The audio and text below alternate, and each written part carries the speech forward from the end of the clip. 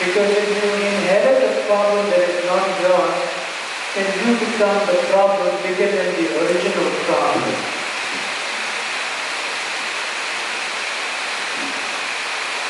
Unless you are based on faith and relationship with you helping the person without getting infected by the problem.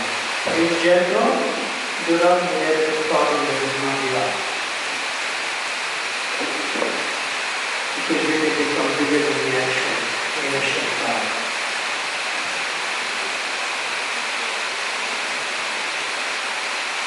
to just be very careful with some drops of water descending on your head. Just adjust your seat and your rest a little.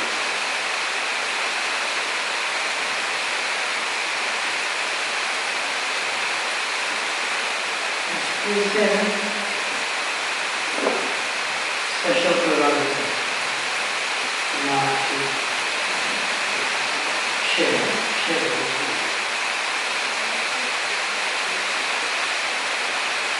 Yes, Prabhu.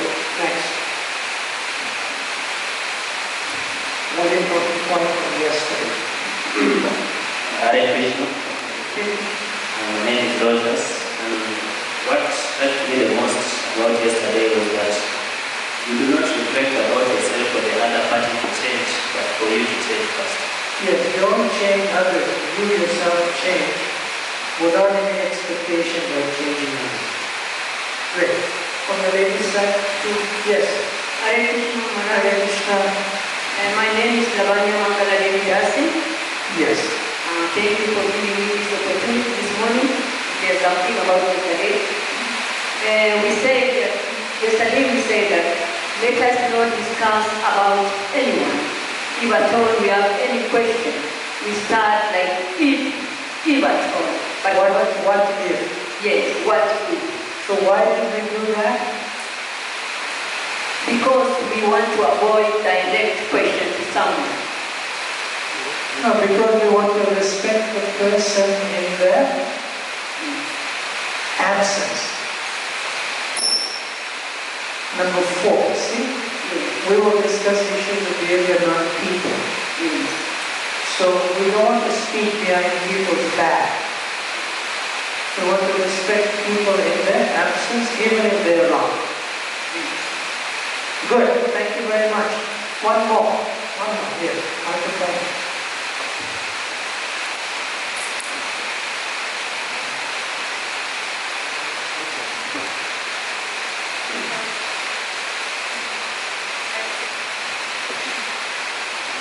Hare Krishna. The foundation of Bhakti is chanting the 16 rounds.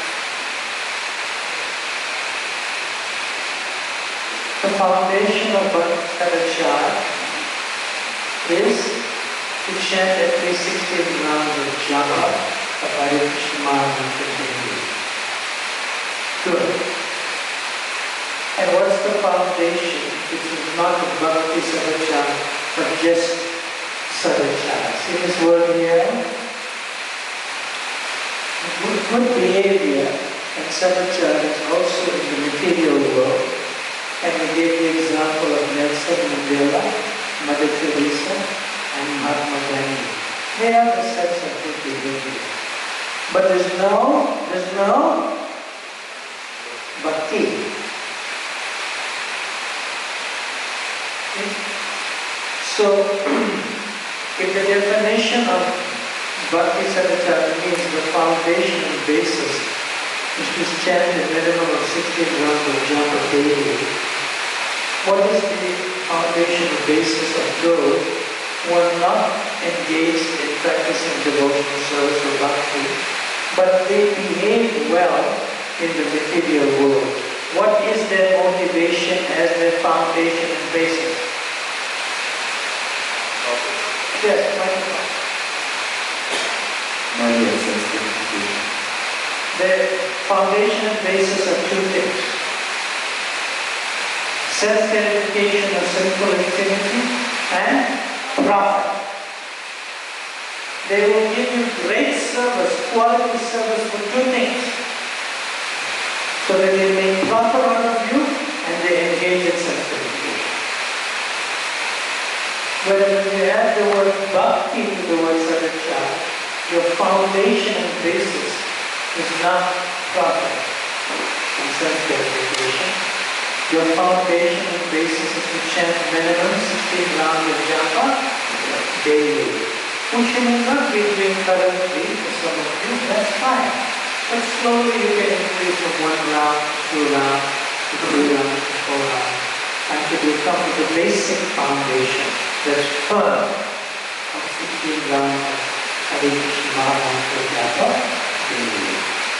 Is the sound okay? I'm trying my best with the competition of Indra's mercy and love. Good? Okay. So now we move on to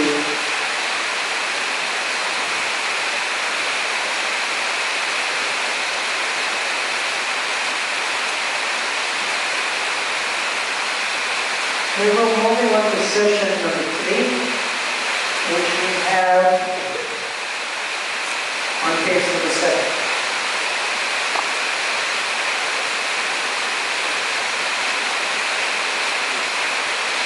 We have ordered more books to be printed like this. However, it will not be given to us this early because the shops have to open. They will come in maybe a couple hours.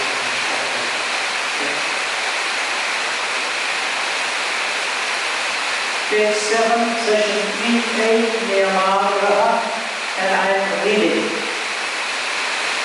Accepting some of the spiritual rules and regulations for immediate benefit, as the Vegetarians advocate, is called Niyamagraha, and neglecting the rules and regulations of the Shastra, which are meant for spiritual development, is called Niyamagraha. The word agraha means eagerness to accept, and agraha means failure to accept. By the addition of either of these two words to the word niyama, rules and regulations, the word niyamagraha is formed.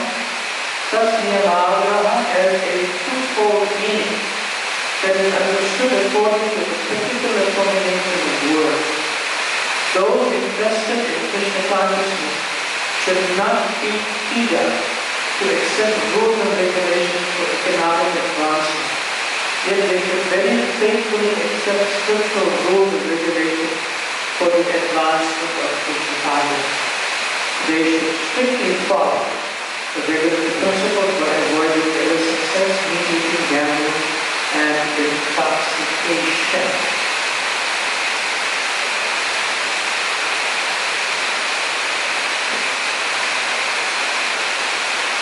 So I've taken what I just read and put it on the screen for you and broke down the words that are given there in Sanskrit. Okay? So these are the words that are used, especially in the section on the mental expression. Niyama means rules and regulations. Agraha, there's a diacritic dash over the first A, and it's pronounced in a lengthy way, agraha, which means eagerness to accept. Then agraha, short a, failure to accept. And then niyamagraha. If you add those two words either to one of the middle two, niyama to that, you get niyamagraha. You okay? So I'll break it down in a very practical way for you. The regulatory principles that we are meant to follow if we are committed to seriously practicing Krishna consciousness is these 4 that are mentioned, and it's mentioned in the paragraph that I read. Okay? It's called 4 regulatory principles. Now, to initially follow the 4 regulatory principles is not necessary. It's not. In other words, you coming with your innocence or ignorance.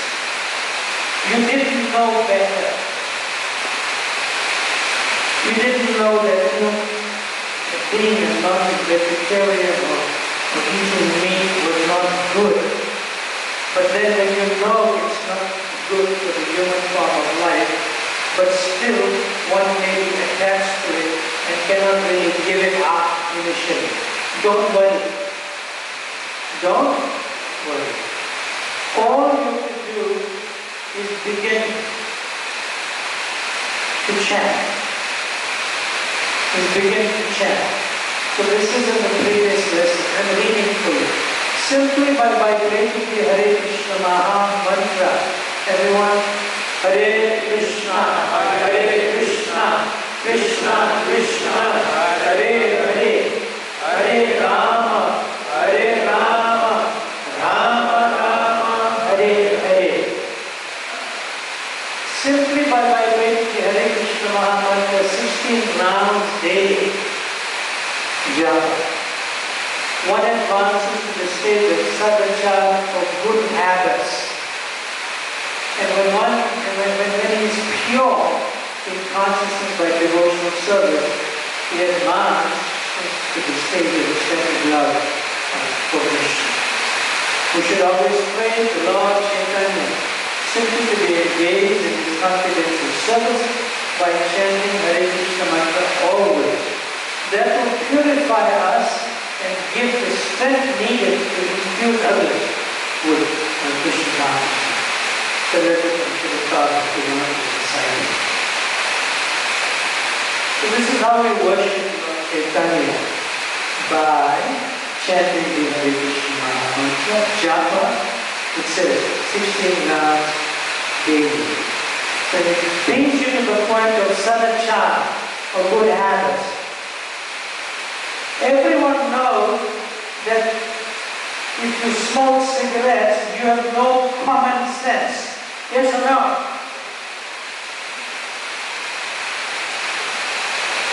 That means you have no material or spiritual intelligence either.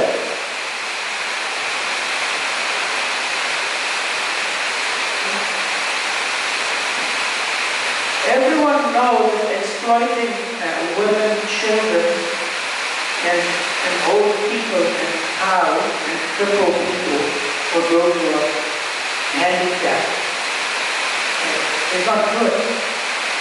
But there's no common sense to do it.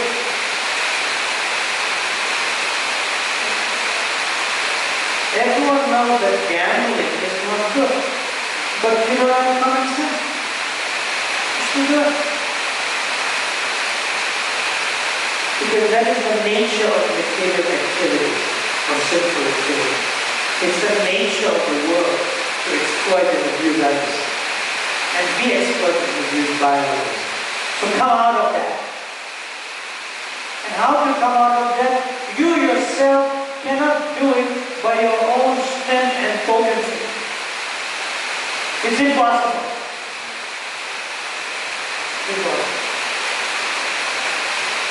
And if anyone tells you in this material world that I have the power to control my mind and senses, he is the greatest bluffer, cheater, and liar. Because he's living a double life.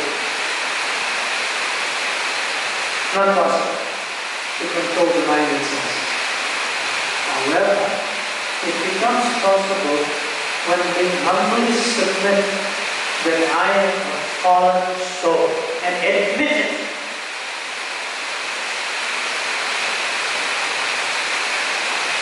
And admit it. So when you admit that you cannot help yourself to come out of this miserable material existence, then you need to take some shelter that is above physical essentials, that is above emotional or mental, that is above philosophical and intellectual.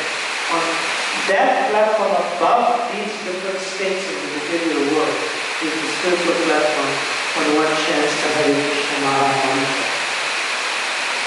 Especially japa. One means having a big bag, like we have. The more one does that, the more one will have the internal potency to say no to drugs, to say no to illicit activity. But it is not artificial. It is not artificial, it is a genuine natural progress. So when one chants Hare Krishna Maha Mantra japa, then one may be smoking, say, 30 cigarettes a day. as you chant, okay, and I chant, I cannot smoke. That means you chant, you're smoking less cigarettes. Then probably maybe 20 cigarettes a day. Then maybe 10. Then maybe 1 day in a week. So you are making progress. Because you have your own strength internally by the mercy of the Hare Krishna Mahamantra. You're not engaged in those activities where you lost your common sense to engage in. Now you're getting your common sense back.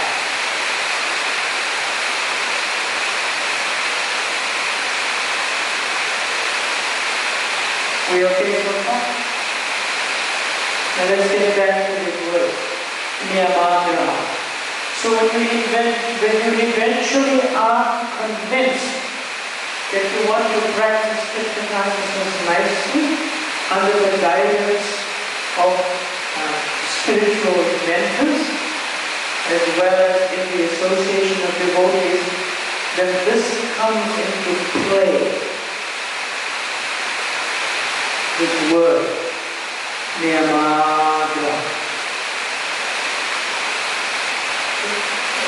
So one has to be cautious that when one is engaged in activities in spiritual life or Krishna consciousness, then one may have a tendency to eagerly accept the rules and regulations, but not to make spiritual progress, but you come because you have some other motivations to fulfill which are not spiritual. Which are not spiritual. So who can give me an example?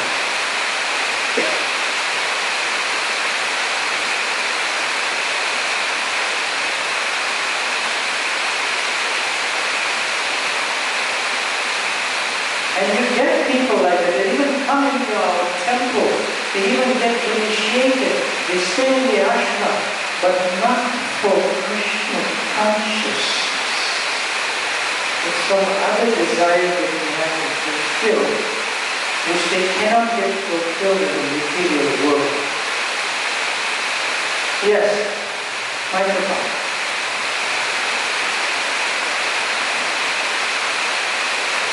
Hare Krishna. So during the first times when I was new to this the movement, I used to be told that you want a car or you want anywhere in this world, you just chant Hare Krishna, then it will come. So I used to sit down, say that I need money to move on in this life. So the person who told you that also came to Krishna consciousness for that purpose. Don't listen to him. He's not a devotee.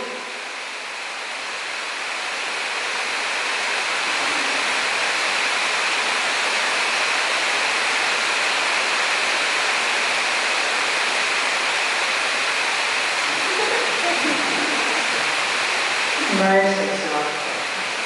Another type of example, microphone here. She has it. I think it's more of a question than an example. Example. Yes, it's an example that is a question. On the no intoxication, assuming Change the microphone. Give it a stop.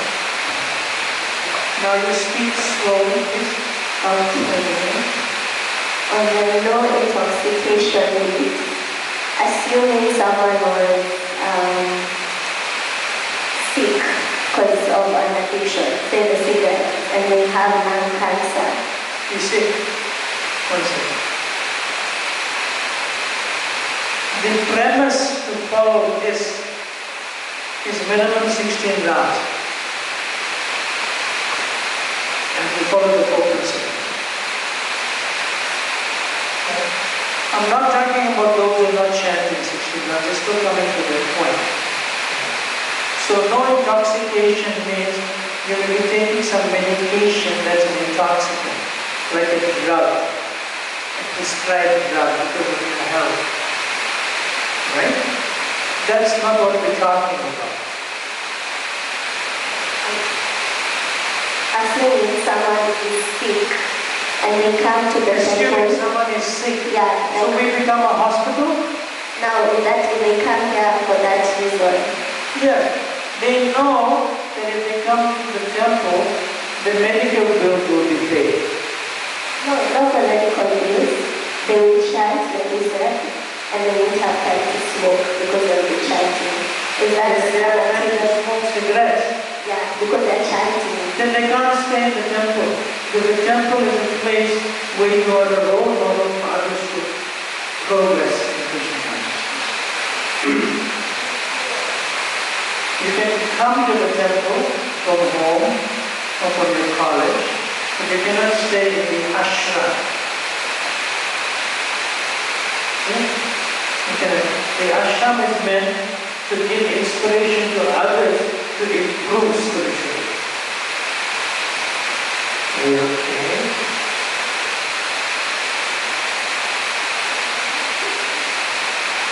Hare Krishna, Hare Krishna, Krishna Krishna, Hare Hare, Hare Rama, Hare Rama, Rama Rama, Hare Hare.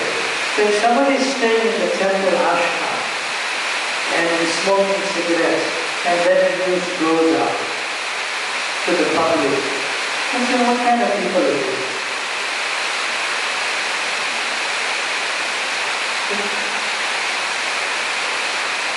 It's important that those who stay in the temple follow nicely, so that those who come to see them as saintly people, they get proper association to improve their spiritual life and heart.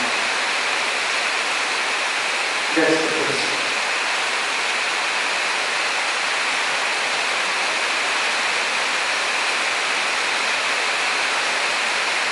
Okay, another example. This is another example.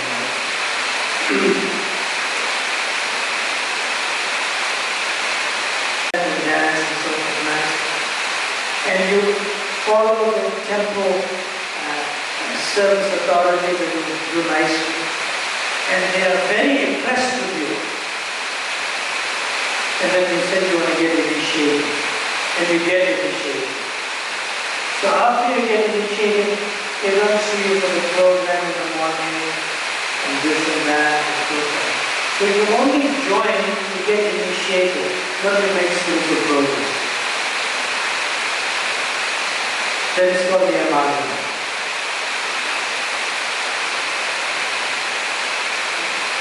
Somebody else may join to get a good husband. Somebody else may join to get a good wife. But if they do get married and they continue in devotional service, that is not niyamagrama. But if they do get married and leave, and you see them once a year for Janmashtami, that is niyamagrama. Because you know why they take permission. Some people join because they're just lazy. They join, they get 3 meals a day, they get a fan in the room during summer, and they get a heater during winter, and they like it, but they don't do anything. They join for that. Basic food, clothing, and shelter is also given to animals without them praying to God. So don't come for that purpose. Come for actual Krishna consciousness.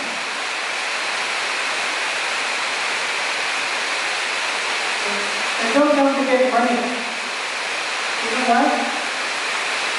Because Krishna is the original cheater.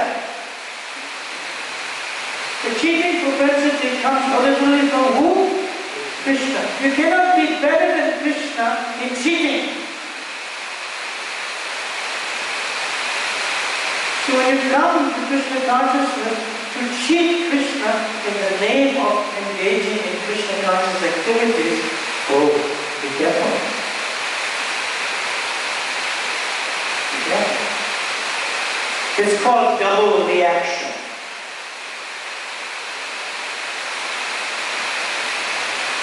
And automatically you will leave because your desires will take you away back to the material world. And when you go back, you suffer more than those who are not believing.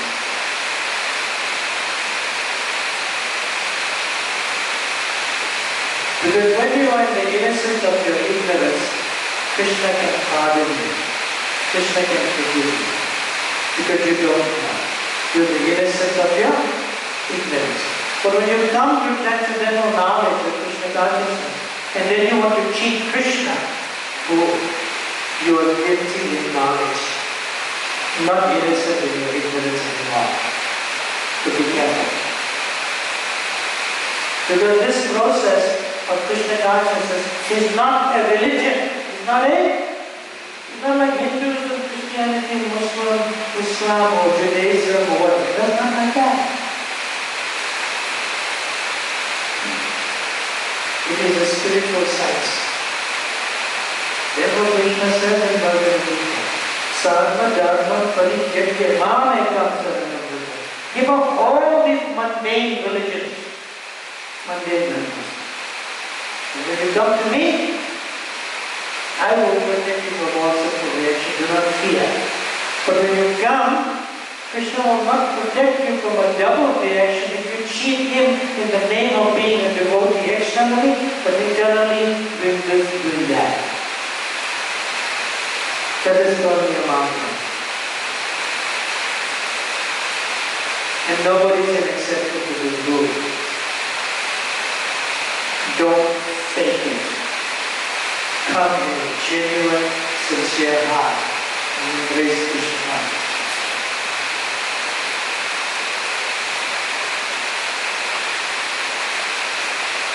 And part of being sincere is to admit, look, I'm not following nicely, please help me. Then you will be happy. But if you pretend everything is externally nice and doing some other things on the side privately, you're going to get caught up. Nobody will say it will give you wrong information. Nobody. Yes. Okay. Page number 7. B.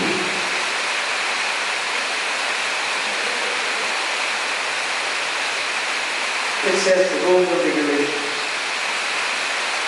Krishna is the original Lord Vishnu. You should always be remembered and never forgotten at any time. All the rules and prohibitions mentioned in the Shastra should be the servants of these two principles.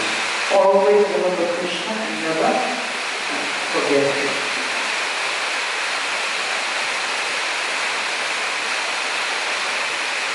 Okay? Now, I'm not going to read this. It's in your book, on page number 7, and it gets to the top of page number 8. You can read this on your own on how to follow this. So here I am reading. See the screen?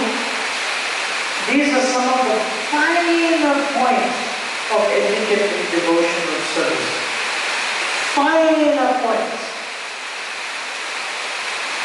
So I'm going to give you some examples that you can relate more to, and then you can read this on your own, because this is in a lila pastime, Shakti pastime, lila Shakti pastime. It's not like we can imitate what's happening there between Sri Chaitanya Mahaprabhu and his personal servant, Sri Govinda. But we're going to go to the practical way of understanding how to follow in a very refined way the practices of devotional service, Krishna consciousness. So now we get to page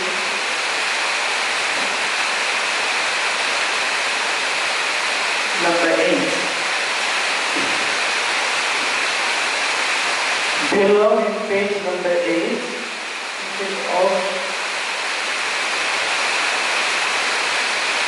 is also on your screen. Can you see? There is number 1 to 10 from the list of devotion, and 11 to 20 from the Bhakti Brhat. We good so far? I need your attention. Very important. How to come to to the finer point of relationships amongst devotees and to follow the rules of regulation. So we have 10 selected rules that we have here. Okay? Now, I'll take one.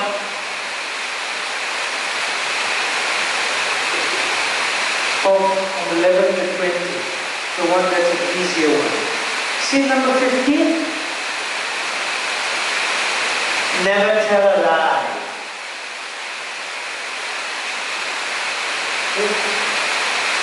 But you can break this rule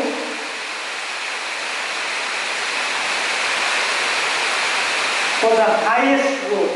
Always remember Krishna and never forget Him. Got it? I'll give you a practical example. Never tell a lie. Number 15. Now, how many of you are going to university here? Raise your hand. University. Raise your hand. Did you have your hand raised up below the bouquet of flowers above your head? That's you. You have your hand raised up. You go to university, give us the microphone. Hare Krishna, Hare Krishna, Krishna Krishna, Hare Hare, Hare Rama, Hare Rama, Rama Rama, Hare Hare. Now somebody's name was Helen. Who is that? That's you.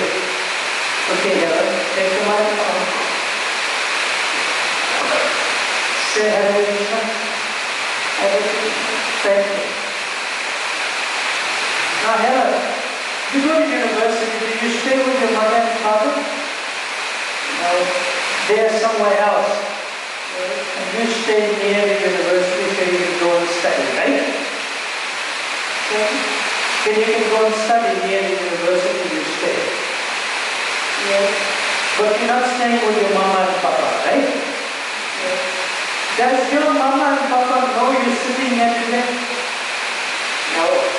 Yes or no? No. Yes.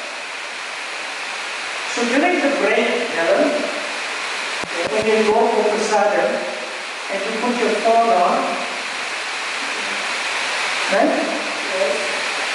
And your papa will ask you, my dear daughter, or Helen, where are you? What will you tell them? And what are you doing?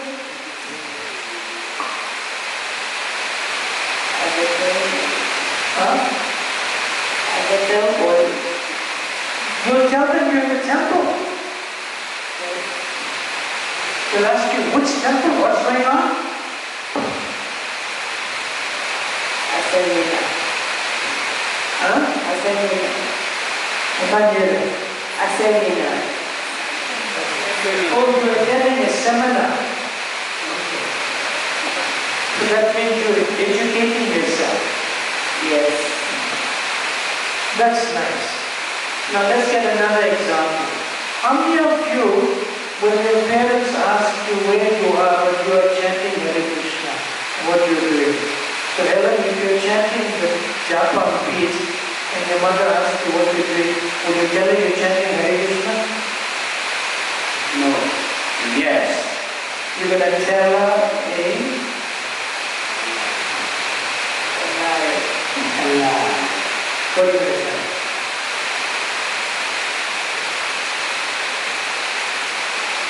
I didn't hear the question. You are chanting your rounds, Hare Krishna Maharaj, right? But if your mother calls you, you cannot tell her you're chanting Hare Krishna, right? What would you tell her? You tell a lie, you see you doing something else, right? Yes. Just telling a lie. But she broke this rule. Never tell a lie. But she's telling a lie for the absolute truth.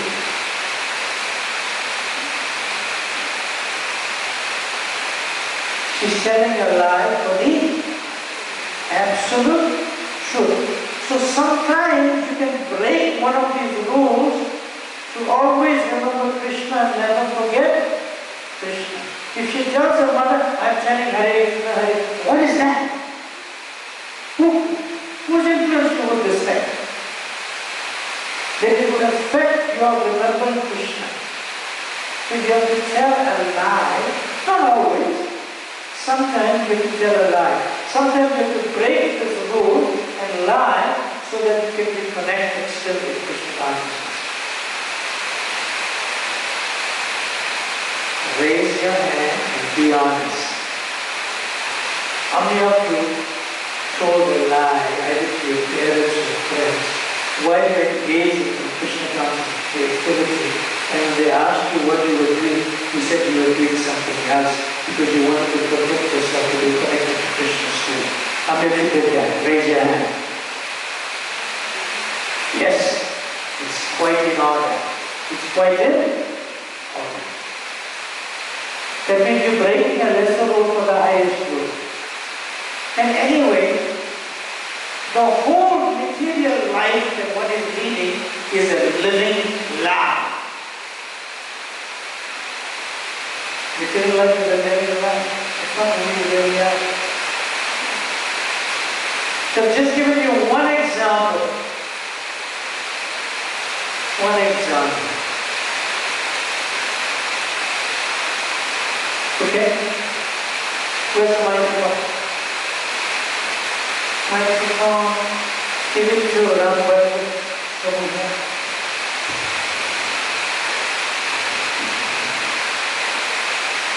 You ready? Yes, Maharaj. Read number 20. One should not quarrel with one's wife. Give the microphone to Martin to his wife.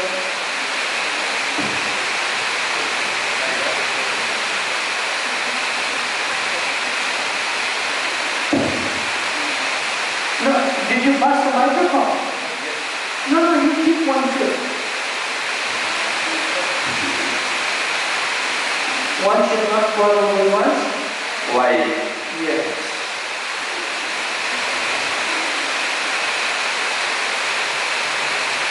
Martin, when you quarrel with your husband, you feel not good. What do you feel like doing? Not talking to me. Do you feel protected when you quarrel with him? You feel like packing your bags and taking the two boys and going to your mother's house, right? But you can't do that because they're in another country. So you have to tolerate it. Huh? Yes or no? No, I don't think I'm going, but I don't feel good. And microphone closed. I don't think I'm going, but I don't feel good. You don't feel good. You feel insecure when you quarrel with him. Now, read again. One should not quarrel with one's wife. Yes. Now why? She told you why? Yes. Explain why? Yes. Yes, what? Because she doesn't like.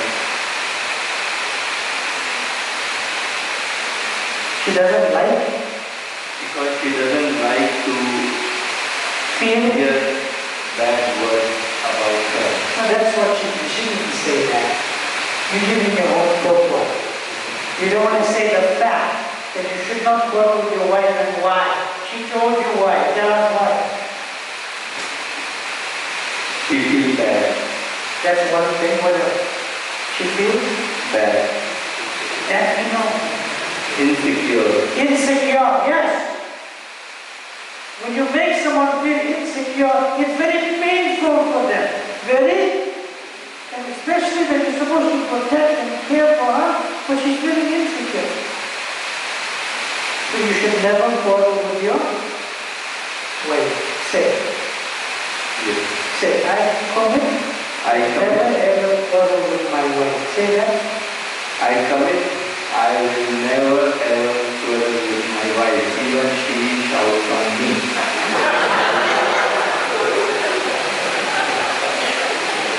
Yes. Now, it says one should not quarrel with one's wife, right? It doesn't say one should not quarrel with one's husband. That was my question. That's not your question. You only answered it. That you will not fight with your wife or quarrel, even if she shouts at you. So she's allowed to quarrel with you, but you're not allowed to quarrel with her.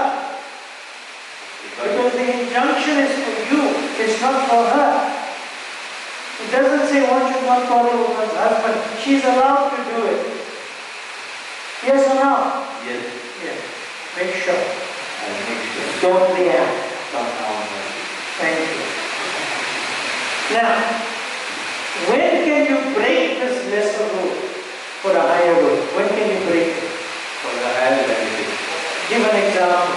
When can you when can you reprimand her or correct her, which is not a quarrel? How can you break this lesser rule for the higher rule? It doesn't happen every day, sometimes. Give an example. A couple of examples. No, just one.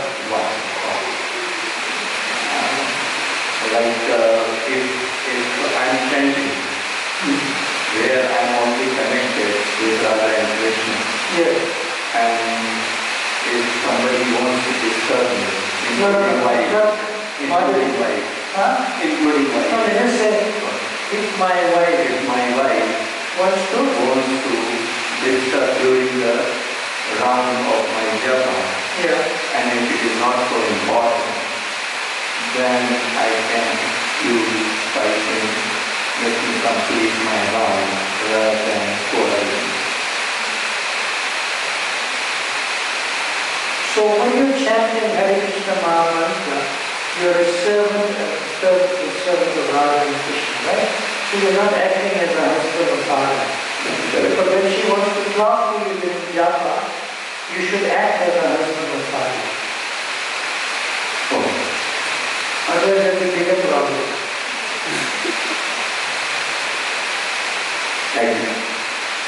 You should leave your japa to the side, do your duty as a husband or father, and tend to it.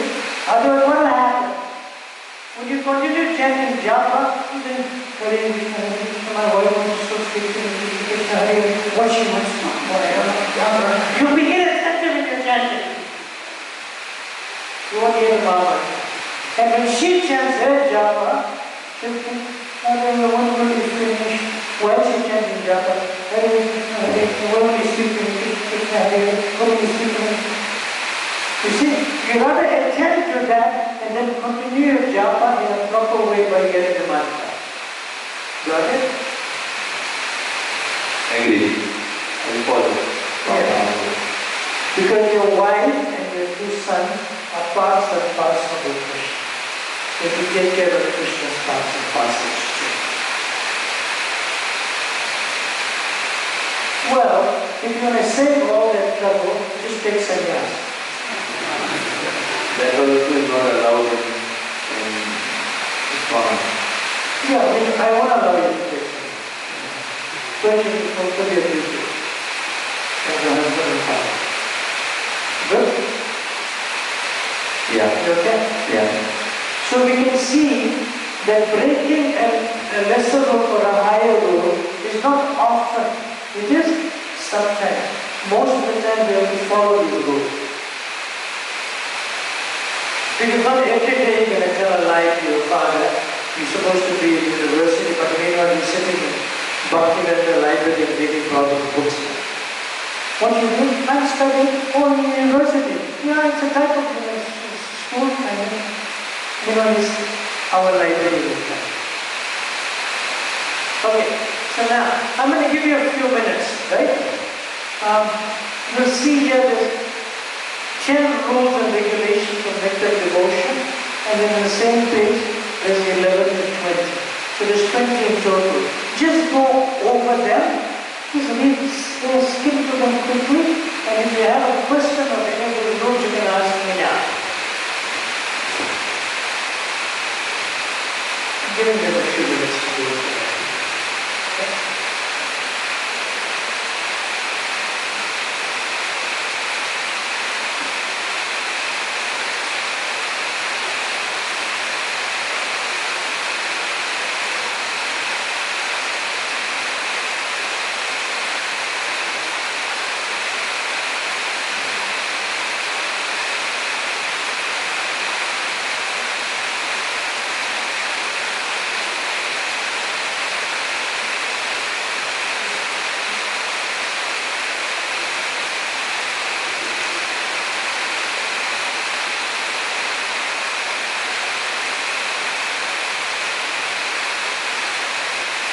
There were two hands up.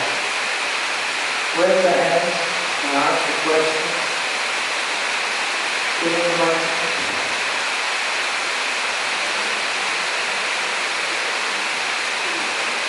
What's your name again? Andrew. No, Brian. Brian. What number? Number 15. Number 15. Brian, read for us. Oh, again the same. Never tell a lie. Never tell a lie. So what's your question? So my question is, Hold it close. my question is, Hold the microphone close to your mouth. is there a good lie and a bad lie? Because if you lie for a higher benefit, now If you break this rule for a higher purpose, yeah. So then it's okay. But it must not become a habit that you are a liar all the time.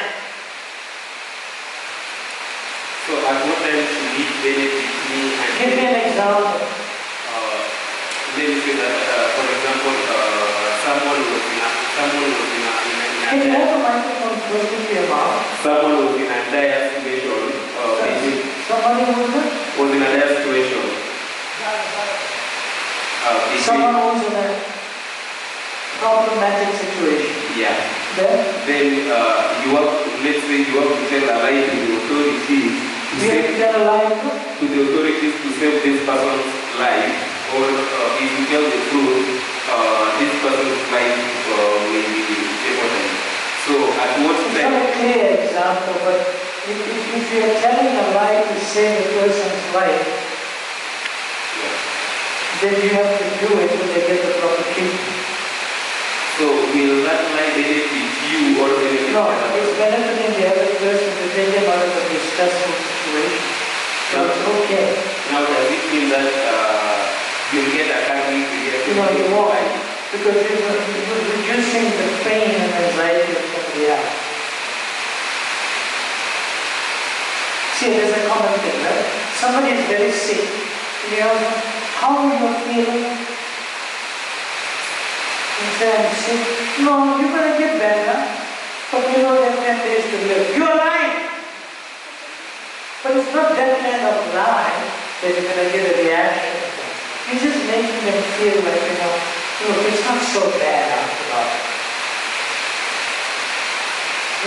So we can lie. How often do you want to tell lies? Tell me.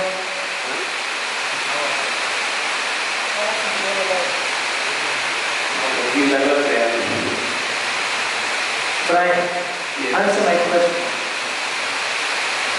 Is your nature to be a liar all the time? Yes or no? No. That's my point. Don't let it become a conditioning. I told this lies, I got to then become a perpetual liar. See? Not that. You only tell a lie to break a lesser rule for a higher rule to help somebody come out of the distressful condition. Or you only tell a lie occasionally to protect yourself not to lose practicing Krishna consciousness. You got it?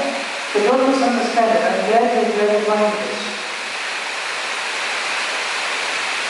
Is that okay?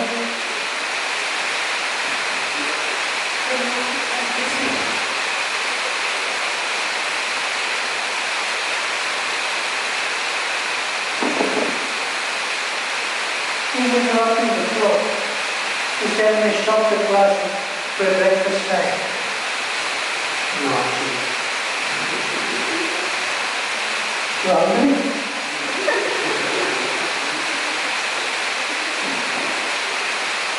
It's important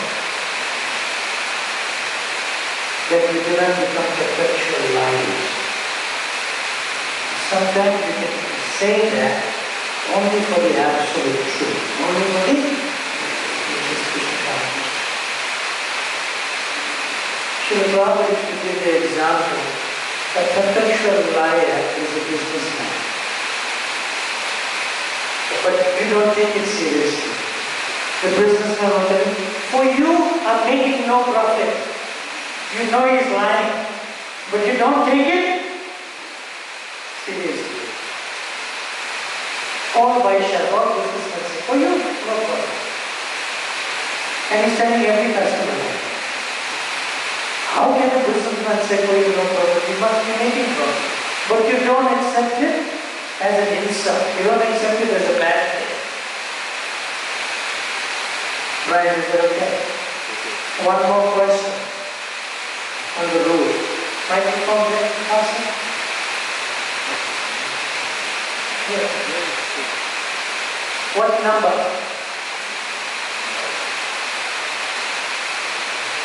Number 5. Read. One should take all kinds of risks and perform all endeavors for Krishna's benefit. So my question is, does risk mean compromising on your duty, or where does the risk fall? See, taking a risk means that you are going through some inconvenience yourself for somebody else's pleasure. Somehow or the other, without disturbing the other family. Therefore I said yesterday, emphasizing more and more. Remember what people know at the end also. Krishna consciousness makes you a better son, a better daughter, a better husband, a better wife, better mother, a better father. You become a more worthy member of the family, so that they won't be against you, Krishna consciousness. You see that you are a better member of the family. Okay. Now we end on time. The breakfast decided. It's on the other side of the window of the room. But don't slip, no? Slip on the floor when you walk. Others have to come and see you in the hospital. We don't advise you to just run. Okay? So we're going to go for breakfast, and then we're going to be back here at 9:30, just before 9:30 we come back. It's raining, but it's breakfast time. Unless you want to continue and take the breakfast a little later.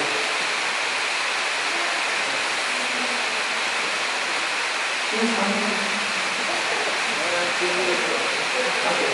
So everyone can repeat after me. You say the prayer here, and then you can just go straight on our breakfast. Maha is my goal. In the evening or night is like iron. So iron as a metal has no value. But gold as a metal has value. So the same thing in the afternoon has no value. And no value indicates that you educate the mind and senses when you are taking rest. But if you're working, if you have like night shift work, then you can take until you need the energy to work. Next question. Yes, I have a question. Kindly. Number 16. Read. Do not travel alone. Whom should you travel with? Do not travel alone is the general rule. But you can break the lesser rule for a higher rule if you come to the center.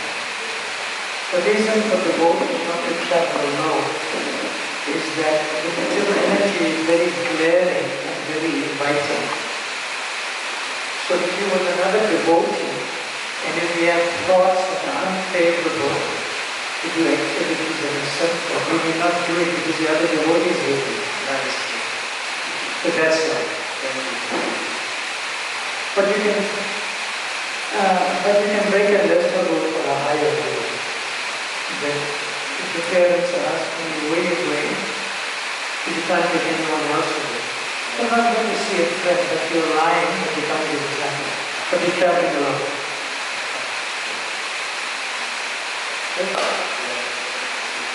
You all right? I'm alright, thank you so much. Pass the microphone forward.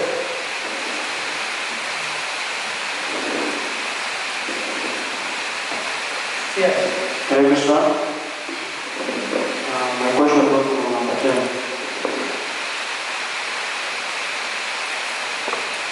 Number 10. Read. One should not praise anyone else before the lecture. What's your question? So I was asking, is it an offense to do that?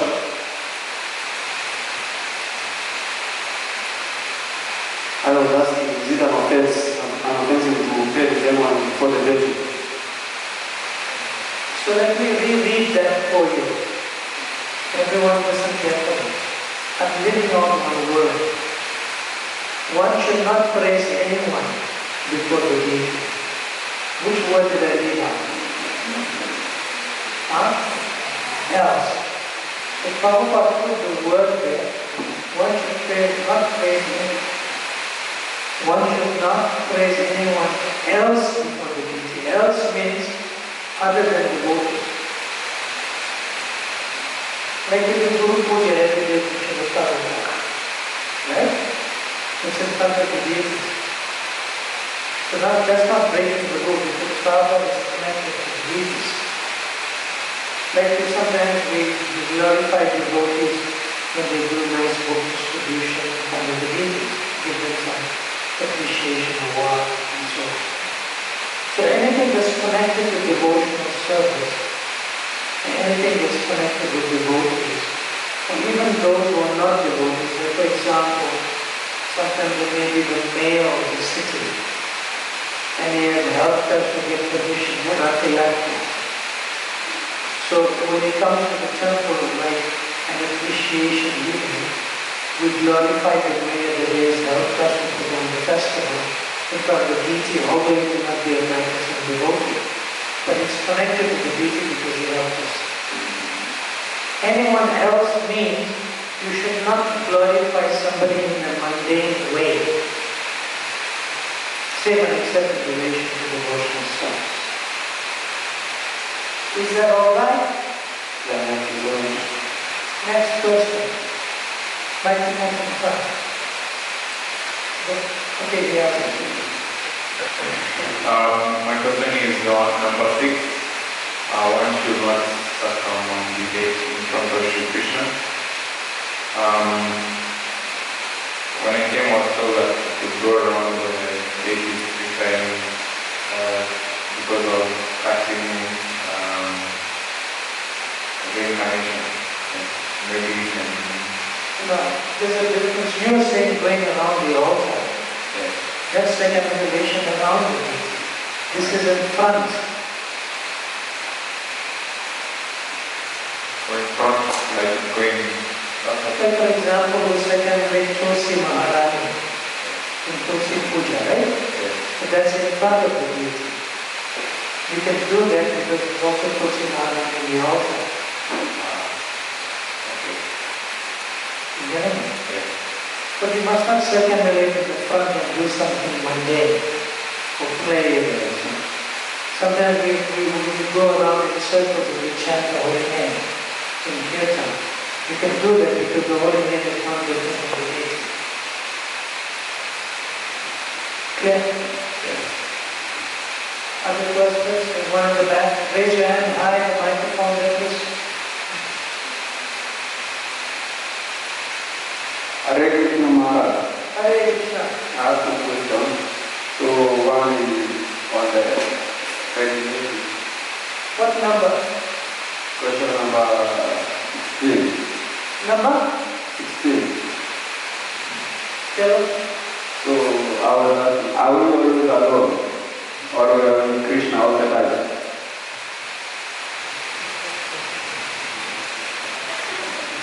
Are you with Krishna all the time? It is saying, answer my question. Have you realized that you are Krishna all the time? Krishna is in the heart. Have you realized it? Yes. Then you are never alone. If you have realized. Next question. Microphone here.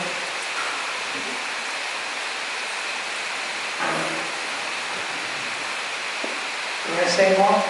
Hare Krishna. 1 minute. The other question was about the soul. You said the soul is pure, and people, we identify ourselves as a soul. Why does the soul take in charge of itself? I'm sure it's true. Why does that? Why does the soul take in charge? Can an imaginator identify himself as a what? Right now, if the soul is covered by a material body, you have a material body, right? So you identify with the body more than identifying with the soul. Yes or no? Yes. Yeah. So, Srila Prabhupada said the human form of life is the best use of a bad boundary. When you have a human body, then you can understand that you are not the body but the soul. You with me so far? So therefore the human form of life is valuable in the material world to realize that I am the spirit soul in relation to the Supreme Spirit soul, so that you can chant Hare Krishna Maharaj. Are we okay so far? What did we get yesterday? We discussed it a bit more yesterday. So if you chant Hare Krishna, you don't have to realize that you are the soul. Just by chanting Hare Krishna, naturally you are acting on the spiritual platform as the soul. Is that okay? Yes. Thank you. Yes, what's your name? What's your name? Delito. Delito. You were here yesterday. What's your name? Cynthia. Cynthia. Tell us. My question is on number 8. One should not cry or hold eating. Howling, definitely no. Yes, not howling but crying. Yes. Sometimes in front of the Jagannath I can't help but feeling overwhelmed privilege to be here, and I can't stop crying. Srila Prabhupada said that this rule can be broken in a natural way, not intentionally. That if you cry before the deity, the crying won't come as like an emotional, we could say, natural exhibition, but it will come in the presence of devotees. It won't come in the presence of those who are not devotees. So if you cry before the deity in presence of devotees, they will understand. But the non-devotees may understand. The crying won't come in. That's fine. Yes, microphone here. Hare Krishna. Hare Krishna, what number? Because of a general question. Number, the circumambulating one, yeah? Number 6. Yeah, number 6, yeah. Is it an offense to circumambulate the altar when the curtains are closed? This says in front, when you go around the altar, that's fine. When the curtains are closed, before they are open, is it an offense to go around the altar when the curtains are closed?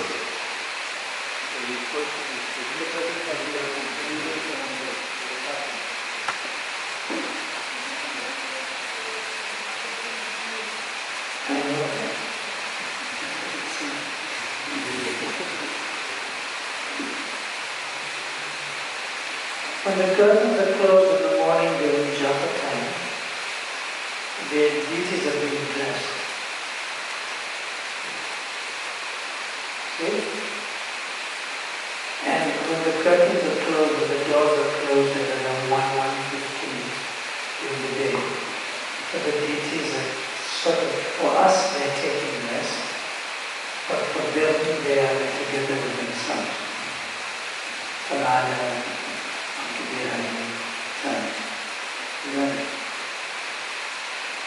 so Krishna does not really take rest.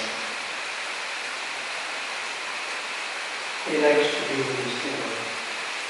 And Krishna can simultaneously be with different people at the same time, like in the Rasa. So it is not offensive in the sense of aparadha to circulate that the deities in the curtains and clothes. But even if you sit in the temple room in a strict sense and you chant, Krishna is hearing you chanting, but that simultaneously he is on the altar, behind closed doors. You could say close association with his devotees. You getting it so far? So in the strict sense, it's not only that you should not circumambulate the altar when the curtains are closed. The temple room should be closed and no one else should enter the temple room. You getting it? But we don't do that. We don't do that.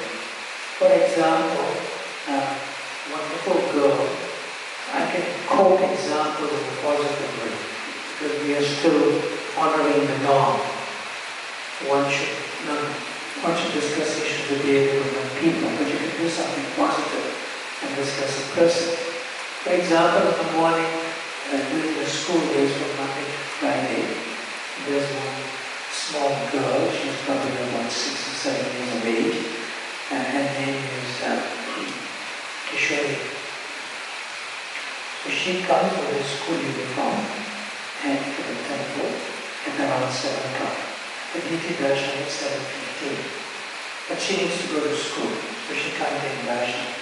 She comes and she is upright and she goes around the altar 3 times and she comes and offers a Prabhupada and then leaves. But the altar, the curtains are closed. Why is she doing that? Because she needs to be on time for school. And Krishna, Radha and Krishna understand. And the temple doors are not locked at 1 o'clock.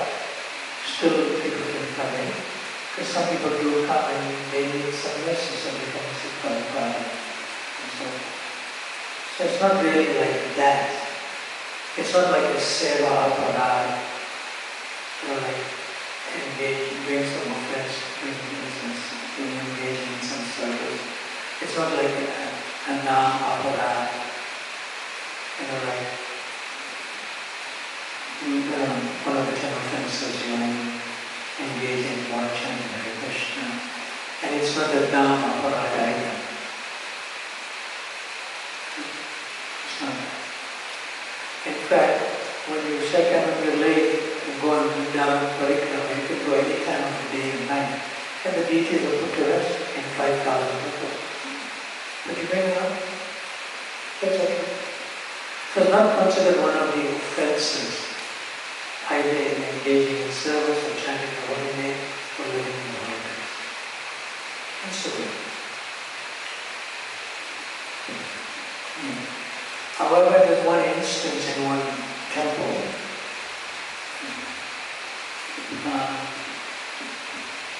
One devotee was chanting around, say, 2 o'clock in the afternoon, and the deities were put to rest. But he was chanting in the temple room his japa a little loud. So Prabhupada happened to be there.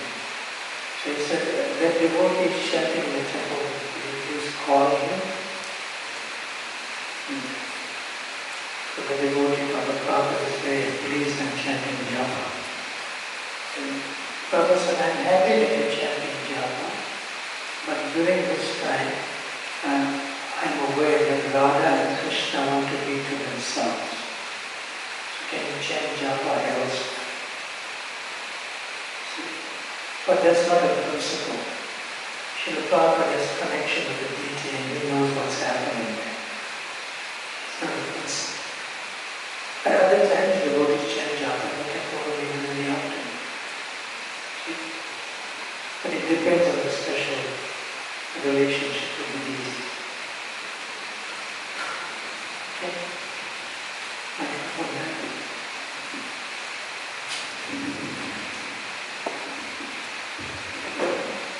Hare Krishna Maharaj. Hare Krishna. So everyone has asked the deeper questions. I'll ask the more obvious one. What's your name again? Caroline.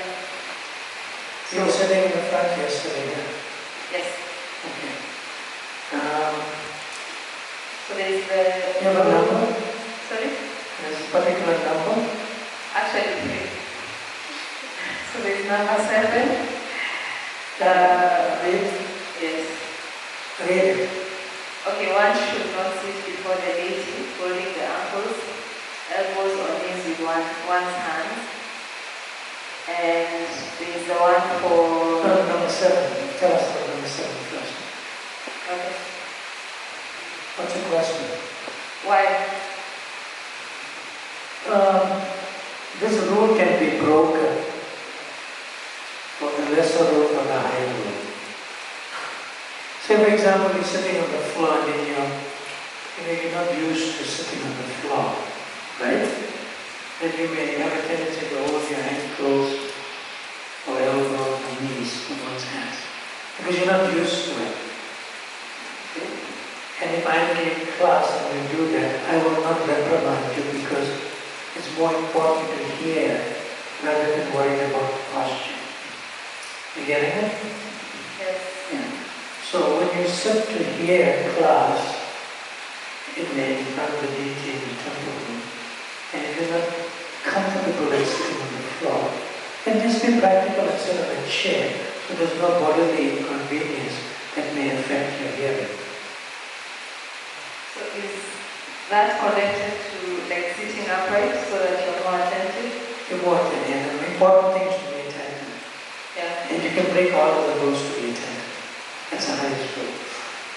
Okay. Next. There's one for Number? 13. Yes? Use the right hand for eating and drinking. I just don't understand. In a general sense.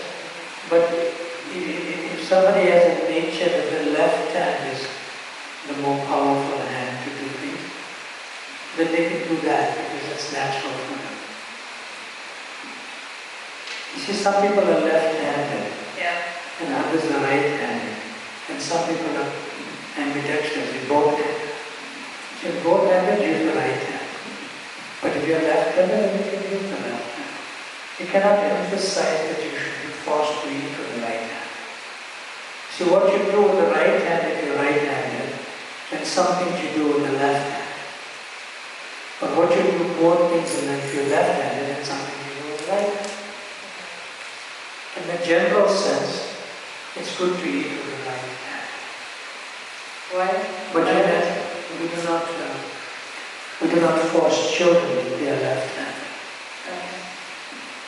Then The real reason is that with the left hand, when you're bathing, after using the toilet, you use your left hand. And the left hand is used for, you could say, cleansing your body. The right hand is not. In a general sense. See? But therefore, when we eat, we use the right hand, we don't use the left hand. But it's not like an offense if you use your left hand.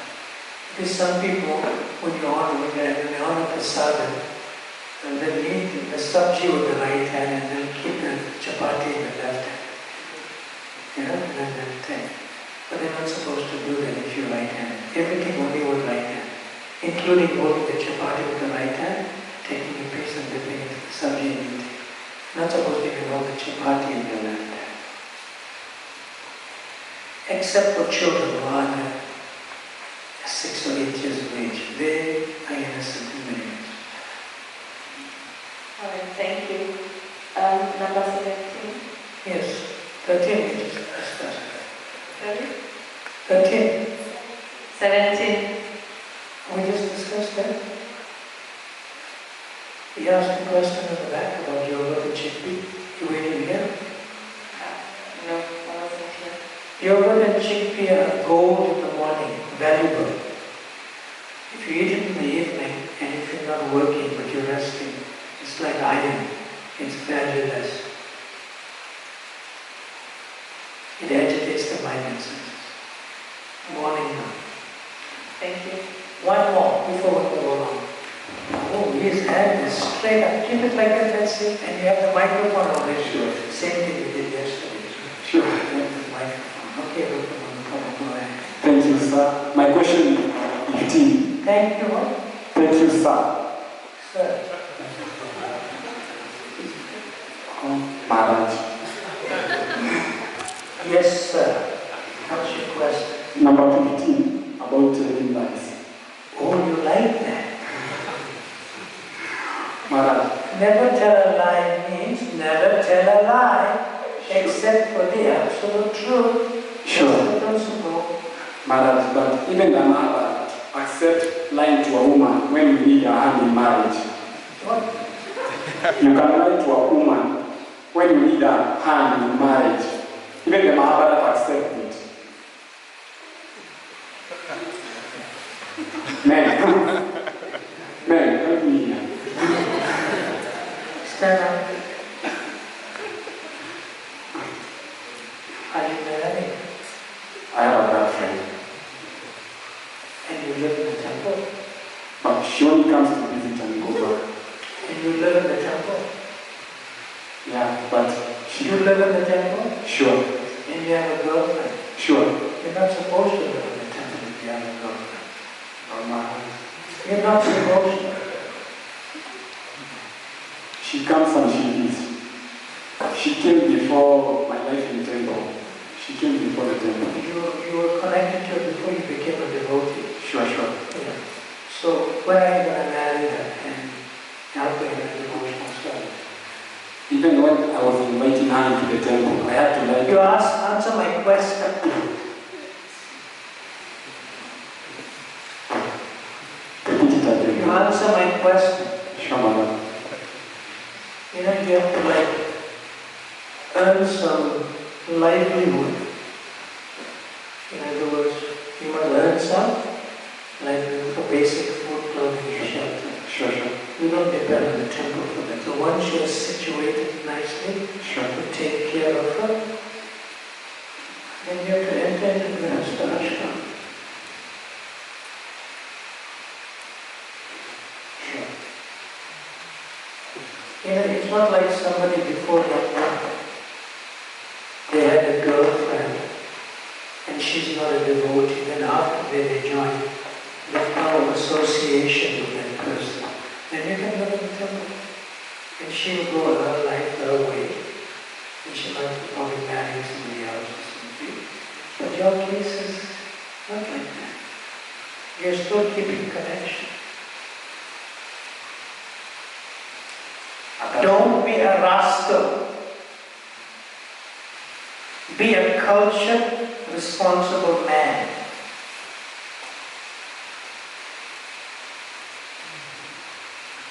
Sit down.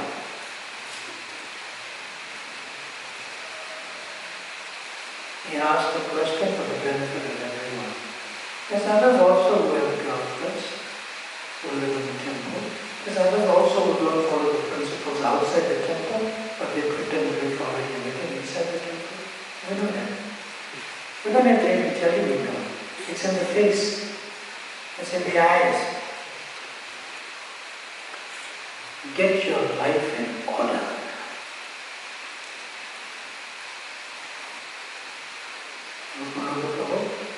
And get your life in order with your relationship with your mother. Sure, sure. Be a cultured person. Sure.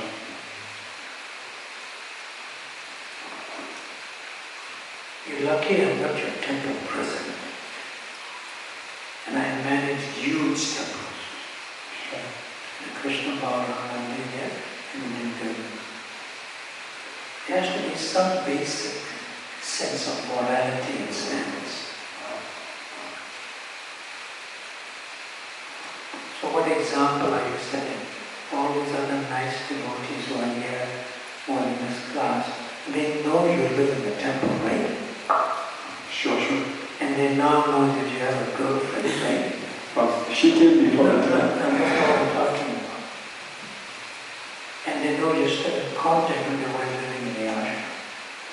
I don't contact with her. She comes and she leaves. That's not what I'm talking about. Yeah. In a very careful sense, I'm not in contact with her. And she comes and she leaves. But who's to say that you are in contact with her outside the temple or not?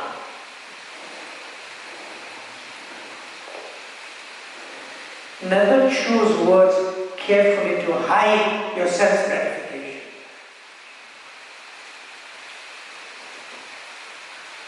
Never cheat Krishna.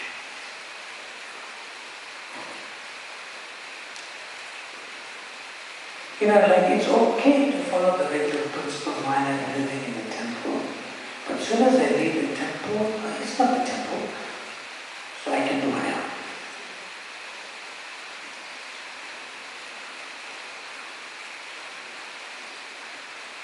I can speak to him directly for the benefit of others.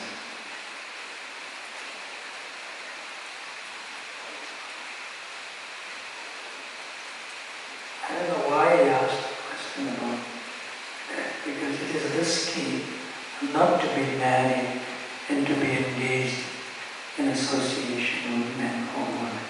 It's risky for your spiritual life. Rather situate yourself nicely in an ashram. Either you're brahmachari, grihastha, vanaprastha, or sannyas. That's Prabhupada's system. That's Krishna's system. Chaturvadam, Maya Krishna, Guna Karma. Follow the Bhagavad Gita. Practically. So if you don't follow it, you become single Guru. So I can also do that. That's not setting a good example. It's not setting a good example. Rupananda, are you okay? Let's get it's a general issue in Buddhism. Okay, let's get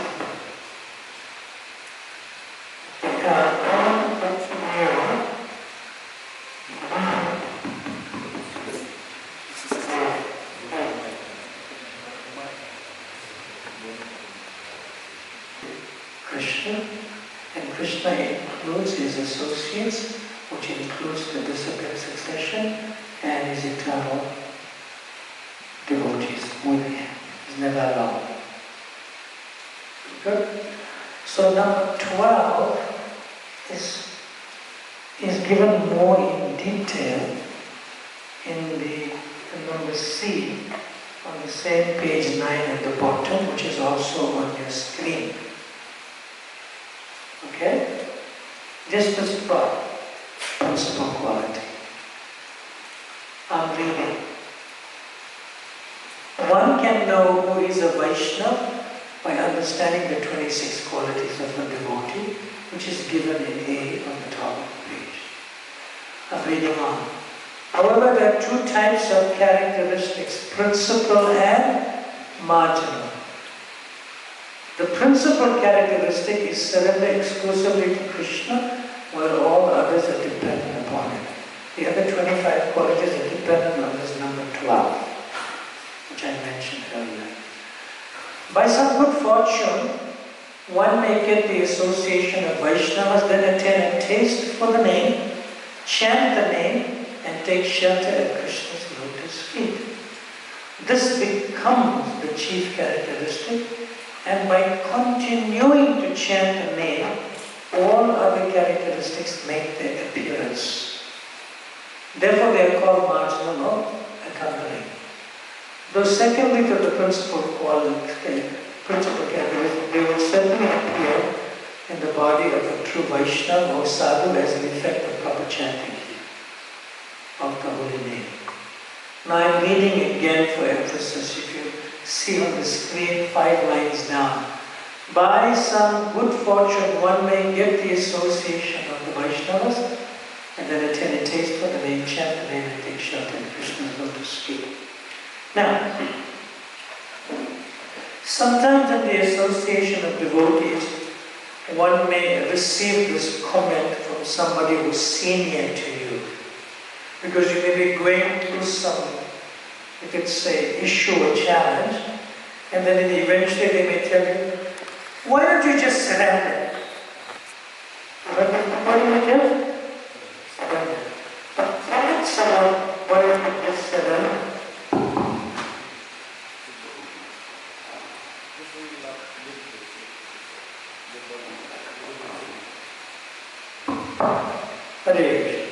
I always do that.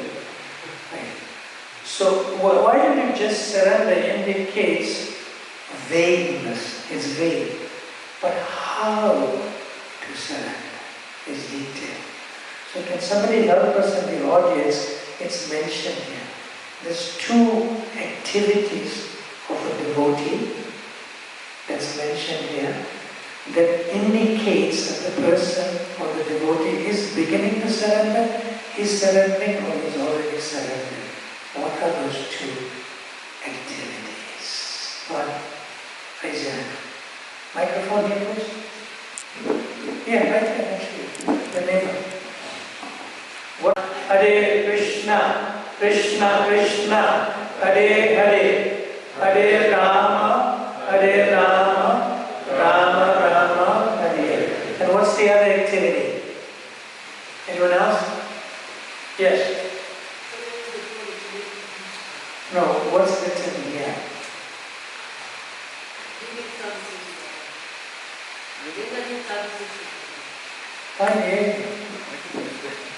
Making association. To give services to the Lord. Give some? Service or devotional service. What is it? Focus what's written here. There's 2 activities. One is chanting the holy name. What other activity that the devotee is engaged in that shows that the devotee is surrendering to Krishna?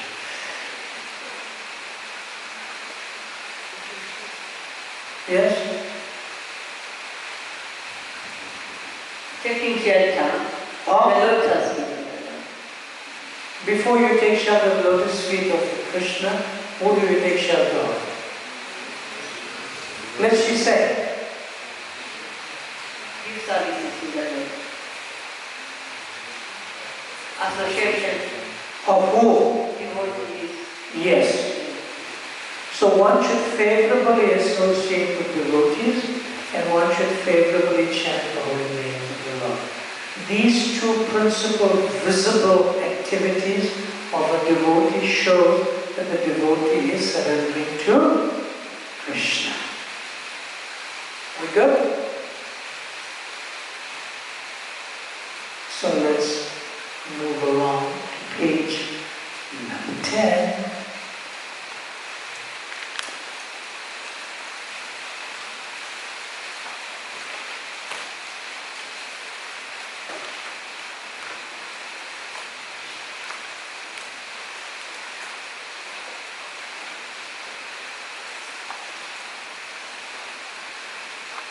Everyone stand up. Please stand up. What was the breakfast menu today morning? I was not there. Puri, khichdi, sabji. That's why some of you are in Samadhi. Raise your hand and open your eyes wide. And chant 2 words after me, loudly, so that it goes through the roof and through the ethereal vision, through all the universe, to the spiritual sky.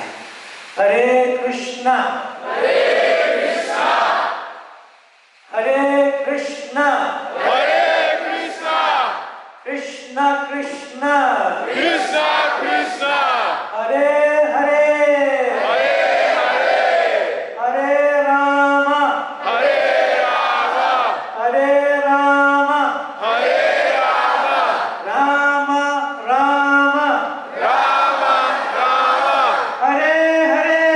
Hare Hare. Thank you very much. You can sit.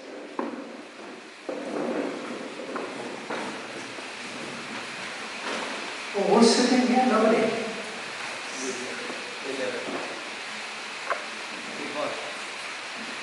Nobody's sitting there. Now nobody. You can sit there if you want. Come, have a desk.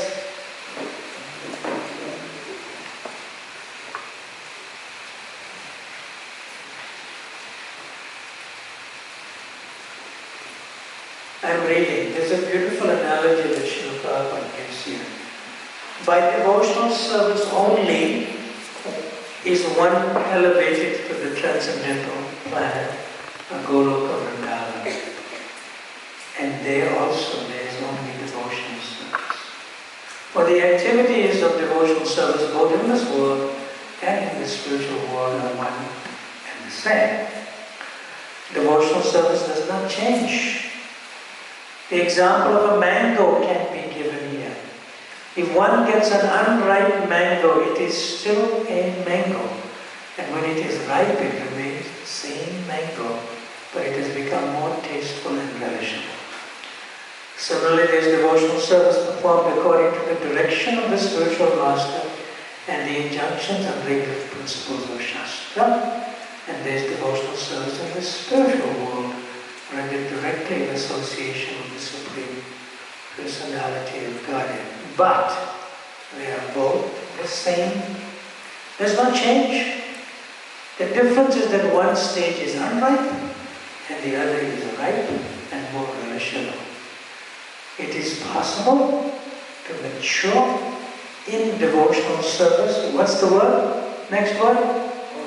Only, yes, in the association of devotees. So I've taken this analogy by Srila Prabhupada and I put it into a beautiful diagram for illustration. You good?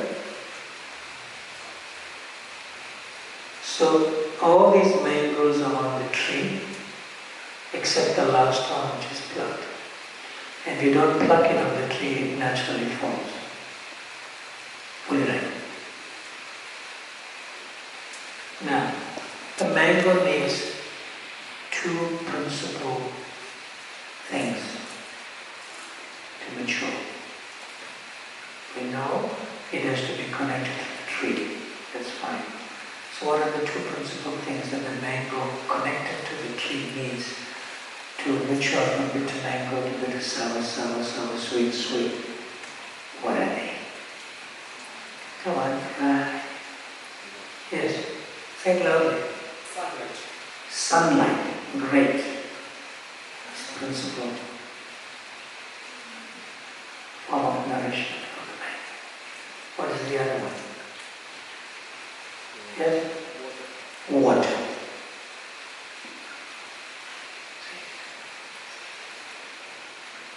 Good. So long as the mango receives water and the mango receives the sunlight, it will mature from bitter mango to bitter sour, sour, sour, sweet and sweet. So Sri Chaitanya Mahaprabhu likens, and Prabhupada likens this analogy to a devotee.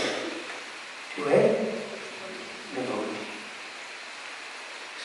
So long as the devotee is in the association of other devotees, that is the sunlight. Not in the darkness of the association of non-devotees. And so long as the devotee continues to watering, which is likened to chanting the holy names,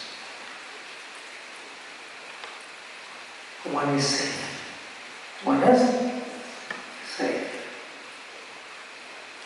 Now, if we get back to the analogy, Srila Prabhupada says, the example of a mango can be given here. If one gets an unripe mango, it is still a mango. And when it is ripe, it remains the same mango.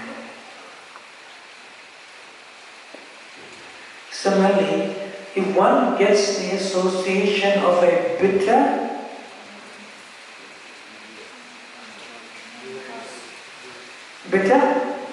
devotee, he is still a devotee. And if one gets the association of a sweet devotee, that is also still a devotee.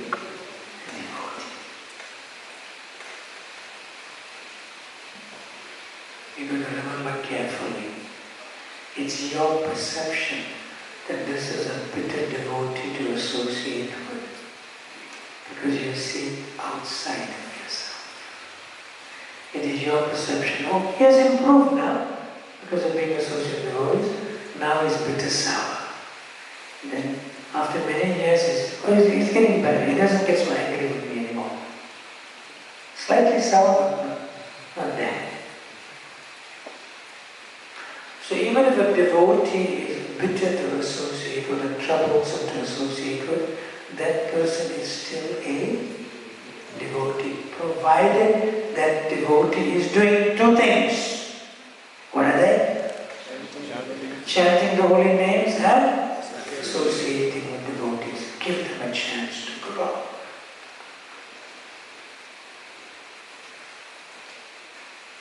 We okay? Now Krishna, by Krishna's higher arrangement, and may not be understood by us all the time, that places you in a particular community of devotees. See?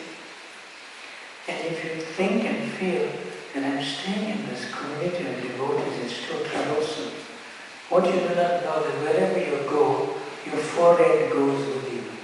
Your mentality and consciousness goes with you. So you'll still find the same situation in another place. Because you cannot change others, so therefore you're moving. But the principle is this, you change, don't change others, and stay in that place. Okay? So why does Krishna put us in a particular community of devotees? It's because of this. So I've taken three other qualities of the other 25 qualities to explain this even more in relation to the bitter mango all the way to the sweet mango, in relation to associating with the bitter devotee all the way to associating with the sweet devotee. The first and foremost foundation to advance in spiritual life, other than the association, favorable association of devotees and chanting the holy name, is that you must have a firm foundation of always being honest and truthful in relationship to Krishna consciousness.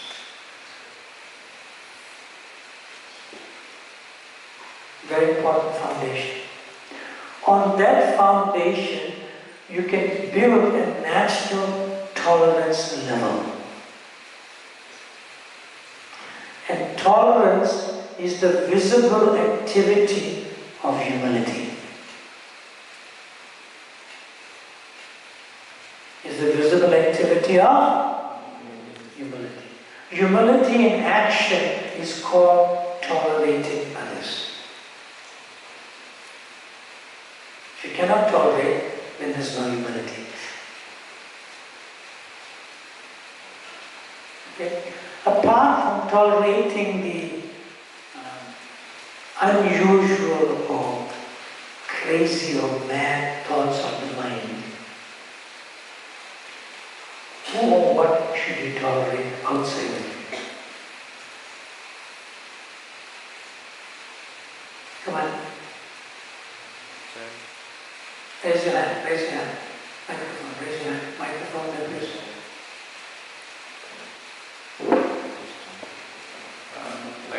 tolerate maybe your child? Your child. Yeah. Child. It's a nice example that the mother will tolerate her child, right? Why? Because there's already a relationship. There's already a... She knows. This is my son. I have to tolerate him because he is my son. That means she's not tolerating. She's not. It's natural for her. Because she won't give up a relationship. This is my son. Apart from that, who should you tolerate?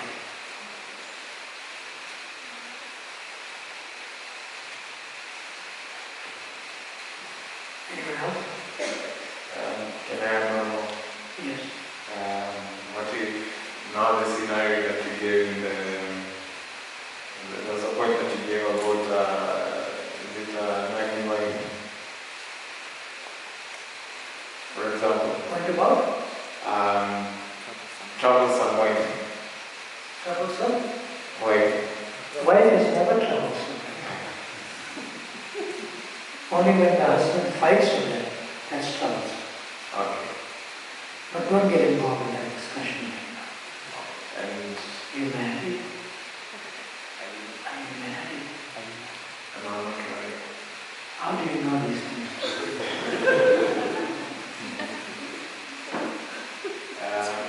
No. I was married. No.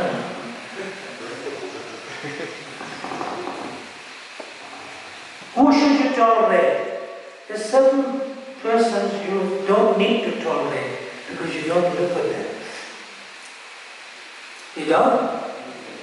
No. In a community, who do you live? Devotees. So who should you tolerate? Devotees. If you can't tolerate devotees, you leave them and go to the association of non-devotees. Simple. It is better to associate with the most troublesome devotee than to associate with the so-called perfect non-devotee. So therefore, this tolerance level comes and it builds up in the association of devotees. Especially when you associate with a bitter devotee. And Krishna places you to associate with a bitter devotee. So that your tolerance level can be increased. Not that the bitter devotee told you, I know you are bitter, but Krishna has placed me here for you. Not like that. The other devotee doesn't know. You can only increase your tolerance level from 0 to 10% when you apply voluntary force internally. And as you tolerate more and more the association of devotees, the less effort you have to put to tolerate, because it becomes more and more natural for you.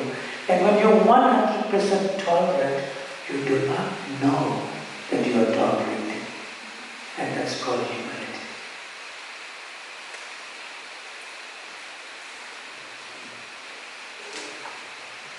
Good? Michael, how are you? I'm good. Come to the front.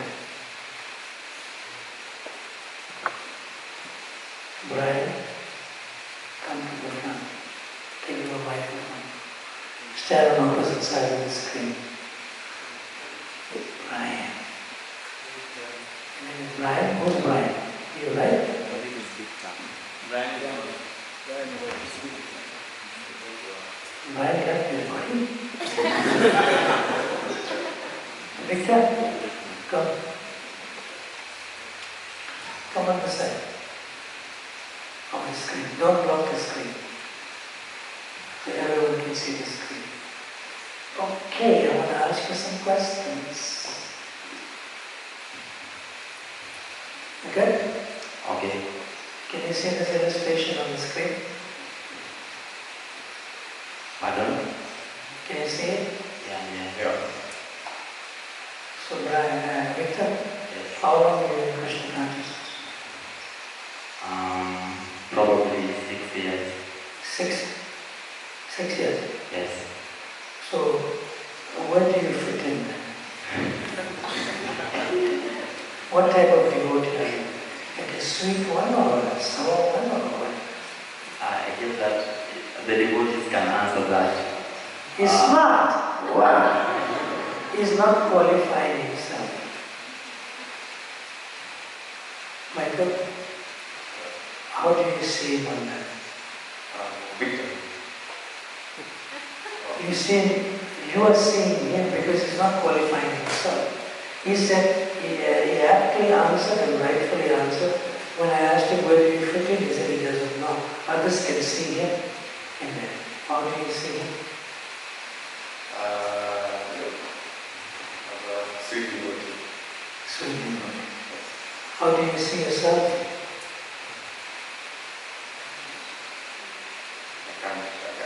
Smart, yeah, got it. You getting the idea that you don't qualify yourself, I'm a sweet devotee, bring everyone to it and associate with me. Naughty. Smart. The answer correct. Wonderful. We're good so far? Yes. Okay.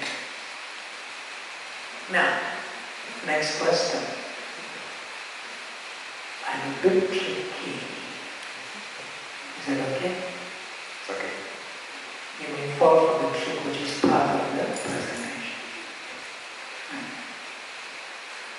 Now, genuinely speaking, Michael, where do you see yourself besides seeing others?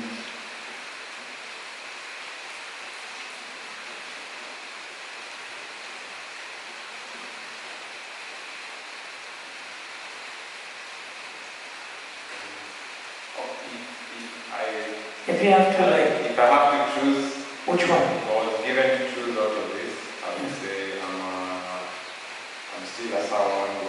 You're still a sour man. Yes. Okay. You're still a sour type devotee. Yes. Like that. So that means you see others lower than you, right? No. Bitter sour and it's bitter. Right? Yes or no? No. And let me ask you the question again. Where do you fit in? Well, in this, Yeah. the only reason I'm saying size is because I can see when I was a very bitter mango, and now So you have improved. Yes, I've improved. Then you can see others who are not improving.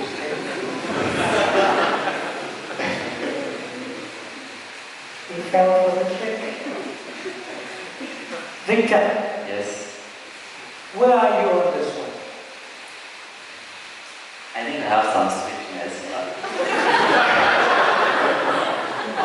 Not very many good qualities, but in 6 years being in this movement has done something to me. I must have some sweetness. Or in other words, you've improved from material life to spiritual life. Right? Yes, yes. Victor is high up there, so look forward to his association.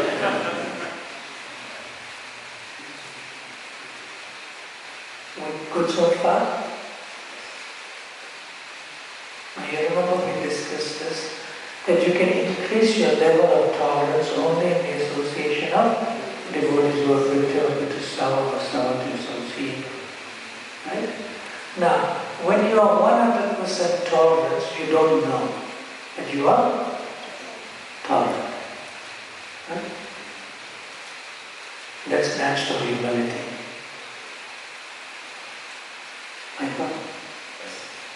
When you don't know that you're 100% tolerant and you're naturally humble, how do you see yourself here now?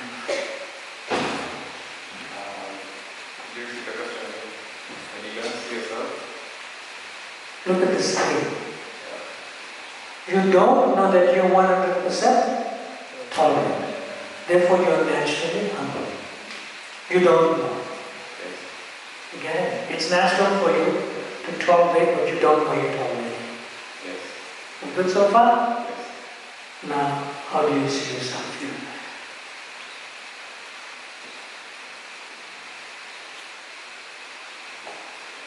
I still can't qualify myself. You see? I still can't qualify. You mean you're below bitter mango? You're below that? Yes. Perfect answer. He can't qualify himself even to be a beginning devotee, even to be like a bitter devotee. He cannot qualify himself. Perfect. Victor? Yes. You know what he just said? Do you know what he just said? Yeah. He naturally tolerates and he doesn't know, right? That means he's humble.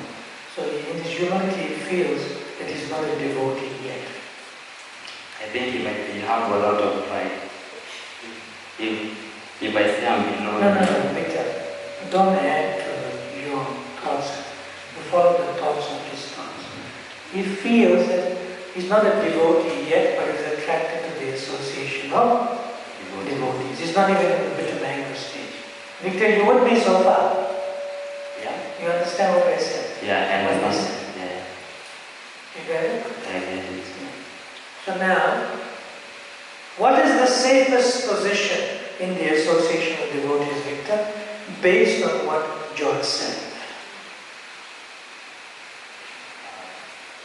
To consider yourself that you do not have any qualifications. Yes. If you're tolerant, then you don't know you're being tolerant. So You don't know you're tolerant, right? yeah. And then? We are beneath the bitter mango. You are? Beneath the bitter mango. You're beneath, you're still trying to be a devotee, you're not even a beginning devotee. Yeah. Right? We okay so far? Victor, you're doing very well, he did very well. We're helping each other. So now, if you are trying to be a devotee, then how do you see the other devotees, including those who are in their beginning stages as bitter devotees? How do you see them? Michael? I see them as sweet. Fine. What is your consciousness like when you feel that someday I may begin to become a devotee and all of the others are already devotees, irrespective whether they're bitter or sweet associate? What's your consciousness like?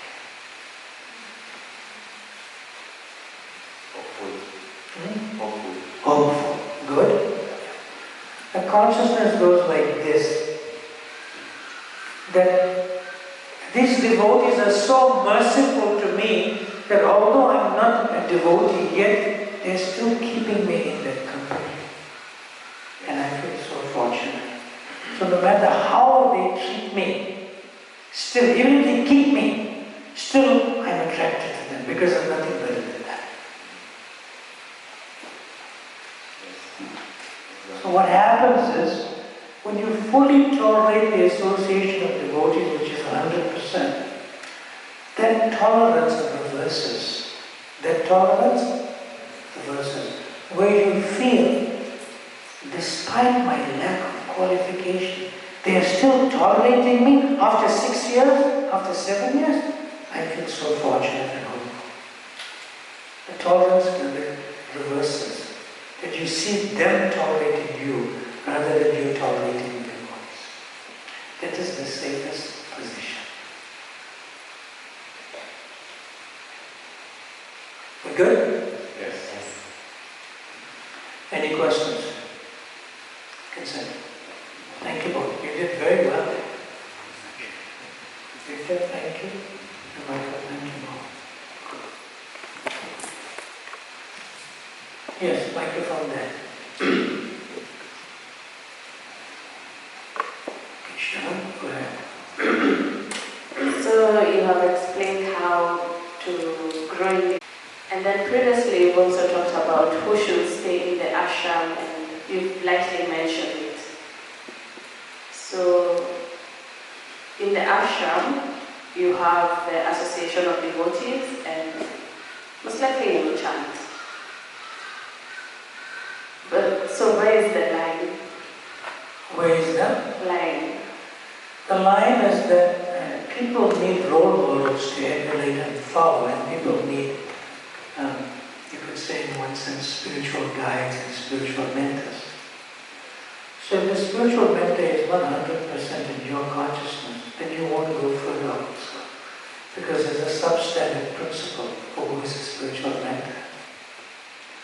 So the ashram or the temple is meant to give you a spiritual mentor that is on the standard and above the standard, not below the standard. That is what I mentioned earlier. So Srila Prabhupada said even one moon is more better than millions of stars.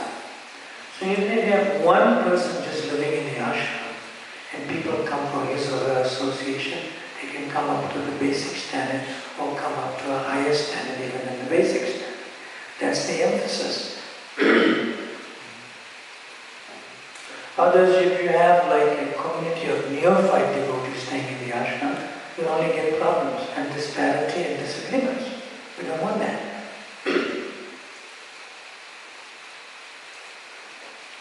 Clear? Yes. Next question. Yes, in front.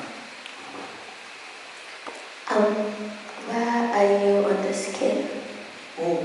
You. Where am I on the scale? How can I tell you that? You don't know me, right? And you haven't served under my care, right? And I don't know you. So how can I answer such a personal question? I'm doing education and training. What are you doing? Education and training. So you can apply these principles and you can assess for yourself from your perspective, but not from my personal perspective. My personal perspective is confidential. We good? Now let me ask you a question. You ready? You better be ready to answer your own question. I'm answering your question. You have a mother, father. Are you staying with them? You have a brother and sister. Do you associate with them? And who is your favorite in your family? One of them is here, she'll tell the rest. One of them is here, she might tell the rest.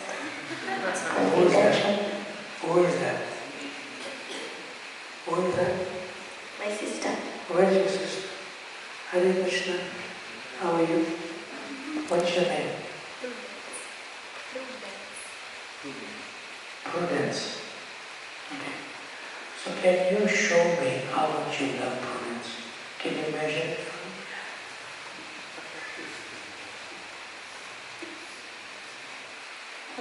That You mean it's limited? From here to there? the size of the temple. Huh? That still has a measurement. A lot. Huh? A lot. You love? I love her a lot. A lot, but it cannot be measured. And it cannot be explained. So similarly, all of us individually have affection and love for devotees. It cannot be measured. And it cannot be explained. So you asked me a similar question. And I cannot explain. Just as you cannot explain your affection. It's individual and it's deep. I cannot be you in relationship to your sister. We good? Yes, thank you. Go ahead. Hare Krishna Maharaj. Hare Krishna. So the advanced devotee or the pure devotee is as hard as a thunderbolt and as soft as a petal. Soft as a rose petal. So he feels sometimes as a very mango and as a vitamin of mango at the same time. Someone who's pure, they don't know that they are pure. So you are asking a question to somebody that is pure, but they don't know that they're pure. As much as somebody who's 100% tolerant and they don't know that they're naturally tolerant. So what is your question?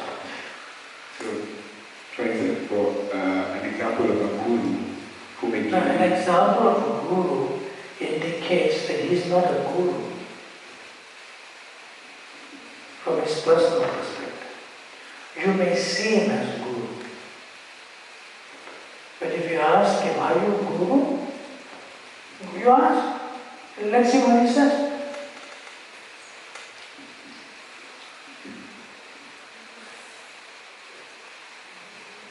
See? The guru is Shakshat Harit Vena Nasamasa Sastre. You see the guru as the best servant of Krishna. Therefore you accept him as guru. Because he can also make you a servant. But if a guru feels I'm guru, and you see him like that, yes, I'm your guru, then you also want to become a guru. So don't be a better Paramahamsa than your Guru Maharaj.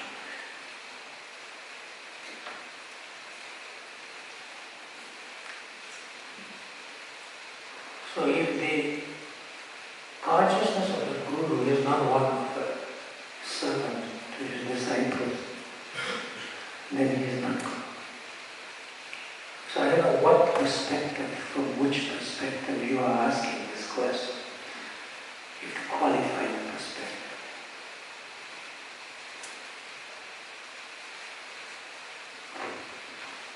You said some words that are quite... You said words that are quite helpful. So quite? Helpful. Yes. So let it digest. One more question. Anyone else? Question? Bhakti, you have a question? What's your hand? Oh, water.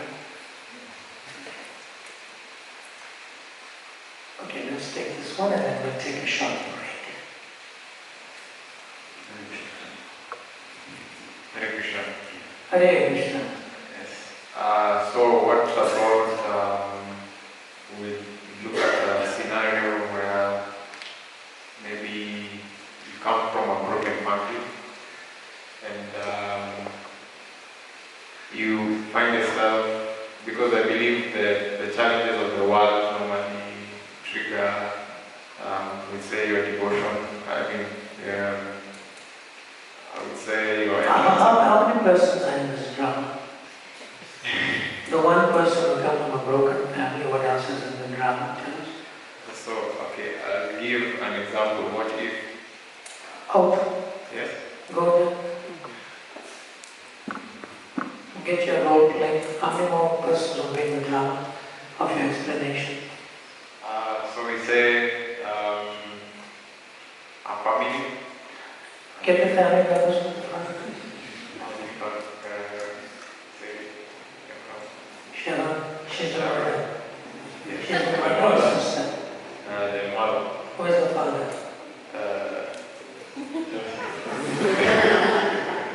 Papa, please come quickly. Come on this side. Yes. And then... Remember, this is only drama, not real. And then... Daughter? Yes, Cynthia is the daughter. How many more members? You are part of the family? Yes, I'd say I'm the brother.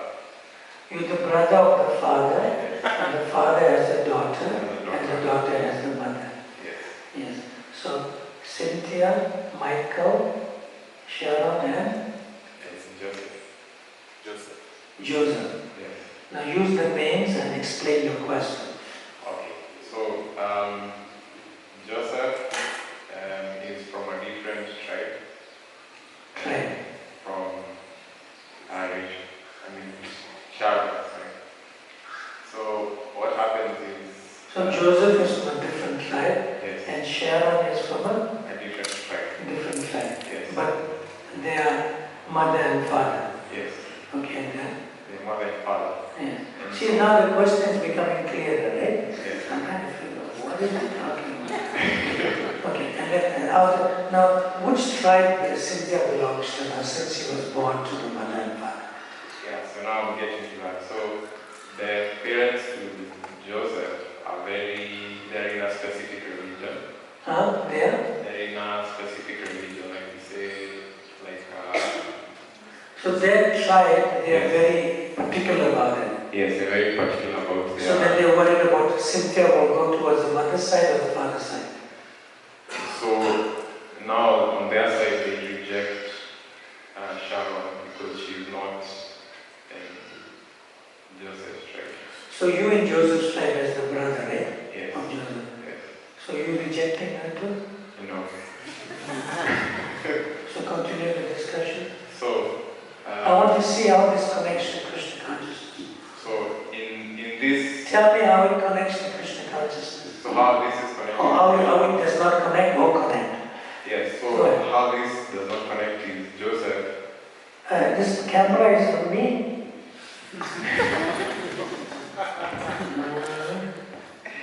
Yes. So Joseph rejects the parents' disapproval, and then he also gets rejected by Sharon, and Sharon runs away with his daughter. And the daughter? Yes. Where she staying with the mother or father? With the mother. And Joseph is alone. Yes, and Joseph is alone. But he's not you with him, with his brother.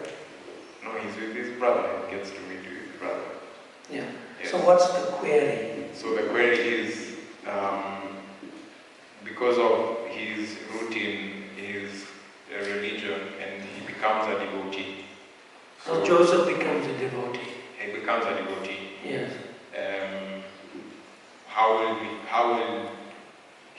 Will it be necessary for him to try and, repair whatever is happening within the family, or if he should? So, yeah. Give the microphone to Joseph. Joseph, you know the role play, right? Yes, I do. Now, Joseph, if you are a practicing devotee, but you're not living with your daughter and the mother of your daughter, right? But as a practicing devotee, naturally your higher nature and your higher qualities come out. So what does your higher nature and higher qualities as a devotee tells you to do? Try your best. You're doing good. Try your best. As a devotee, what I would do is try and fulfill my duty towards my wife and my daughter as much as possible. Good. So in other words, what would you practically do in action or in words? What would you tell Sharon? Like the mother of your child and you, what would you say? Now you're a devotee, you are observing that you need to be responsible as a husband and a father for Cynthia and Sharon, right? So how will you activate that towards Sharon and Cynthia?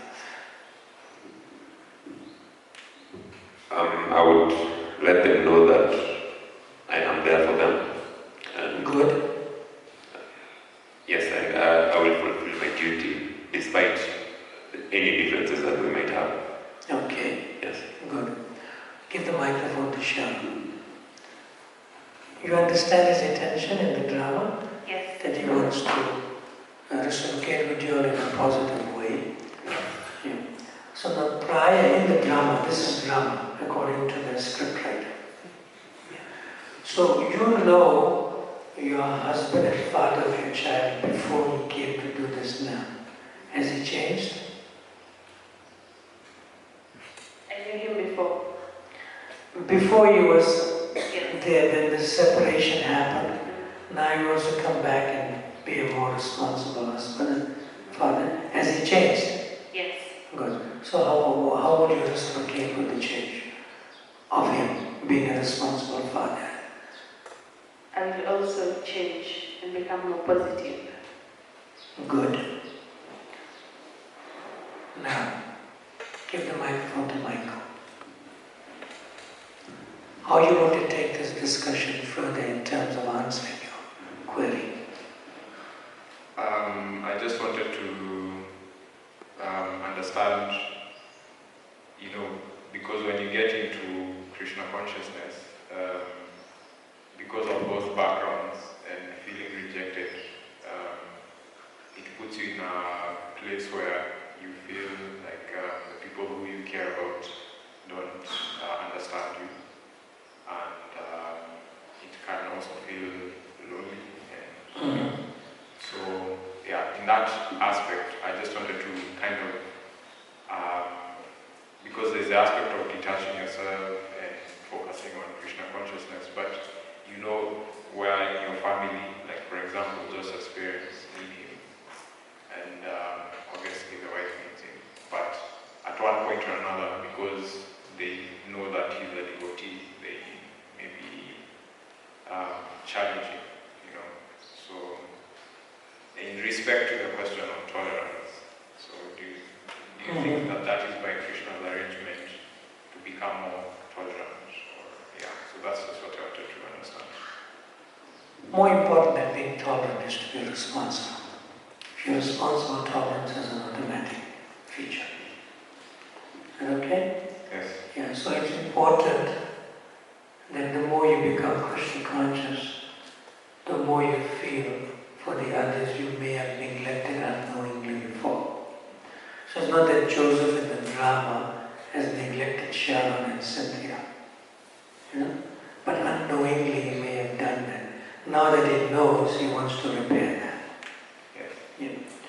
Because really speaking, in the material world, nobody cares for nobody. Nobody cares for nobody. Okay. In different parts of Africa and world travel, I see that the women, they work hard and take care of the children. Well, the men are lazy, some of them. No, some. I mean, it's their children and their wife and the mother of the children. So sometimes I ask you, do you care? Don't question me. Yes. But when we become Krishna conscious, then care in the heart manifests. Understand? So Krishna consciousness is not about breaking families up or dividing them. Krishna consciousness is when you're already with the family, it enhances the relationships of the family better. And Krishna consciousness is also about if the family is already broken, when you become a devotee, you try to bring it together again and unite the family. Both ways. Okay. Thank you. Thank you. Let's chant for this nice tea. Hare Krishna, Hare Krishna, Krishna Krishna, Hare Hare, Hare Rama, Rama Rama, Hare Hare. So we're going to take a break for about 13 minutes. 1, 3. And the 2 minutes is for you to come back. So that's a total of 15 minutes from now.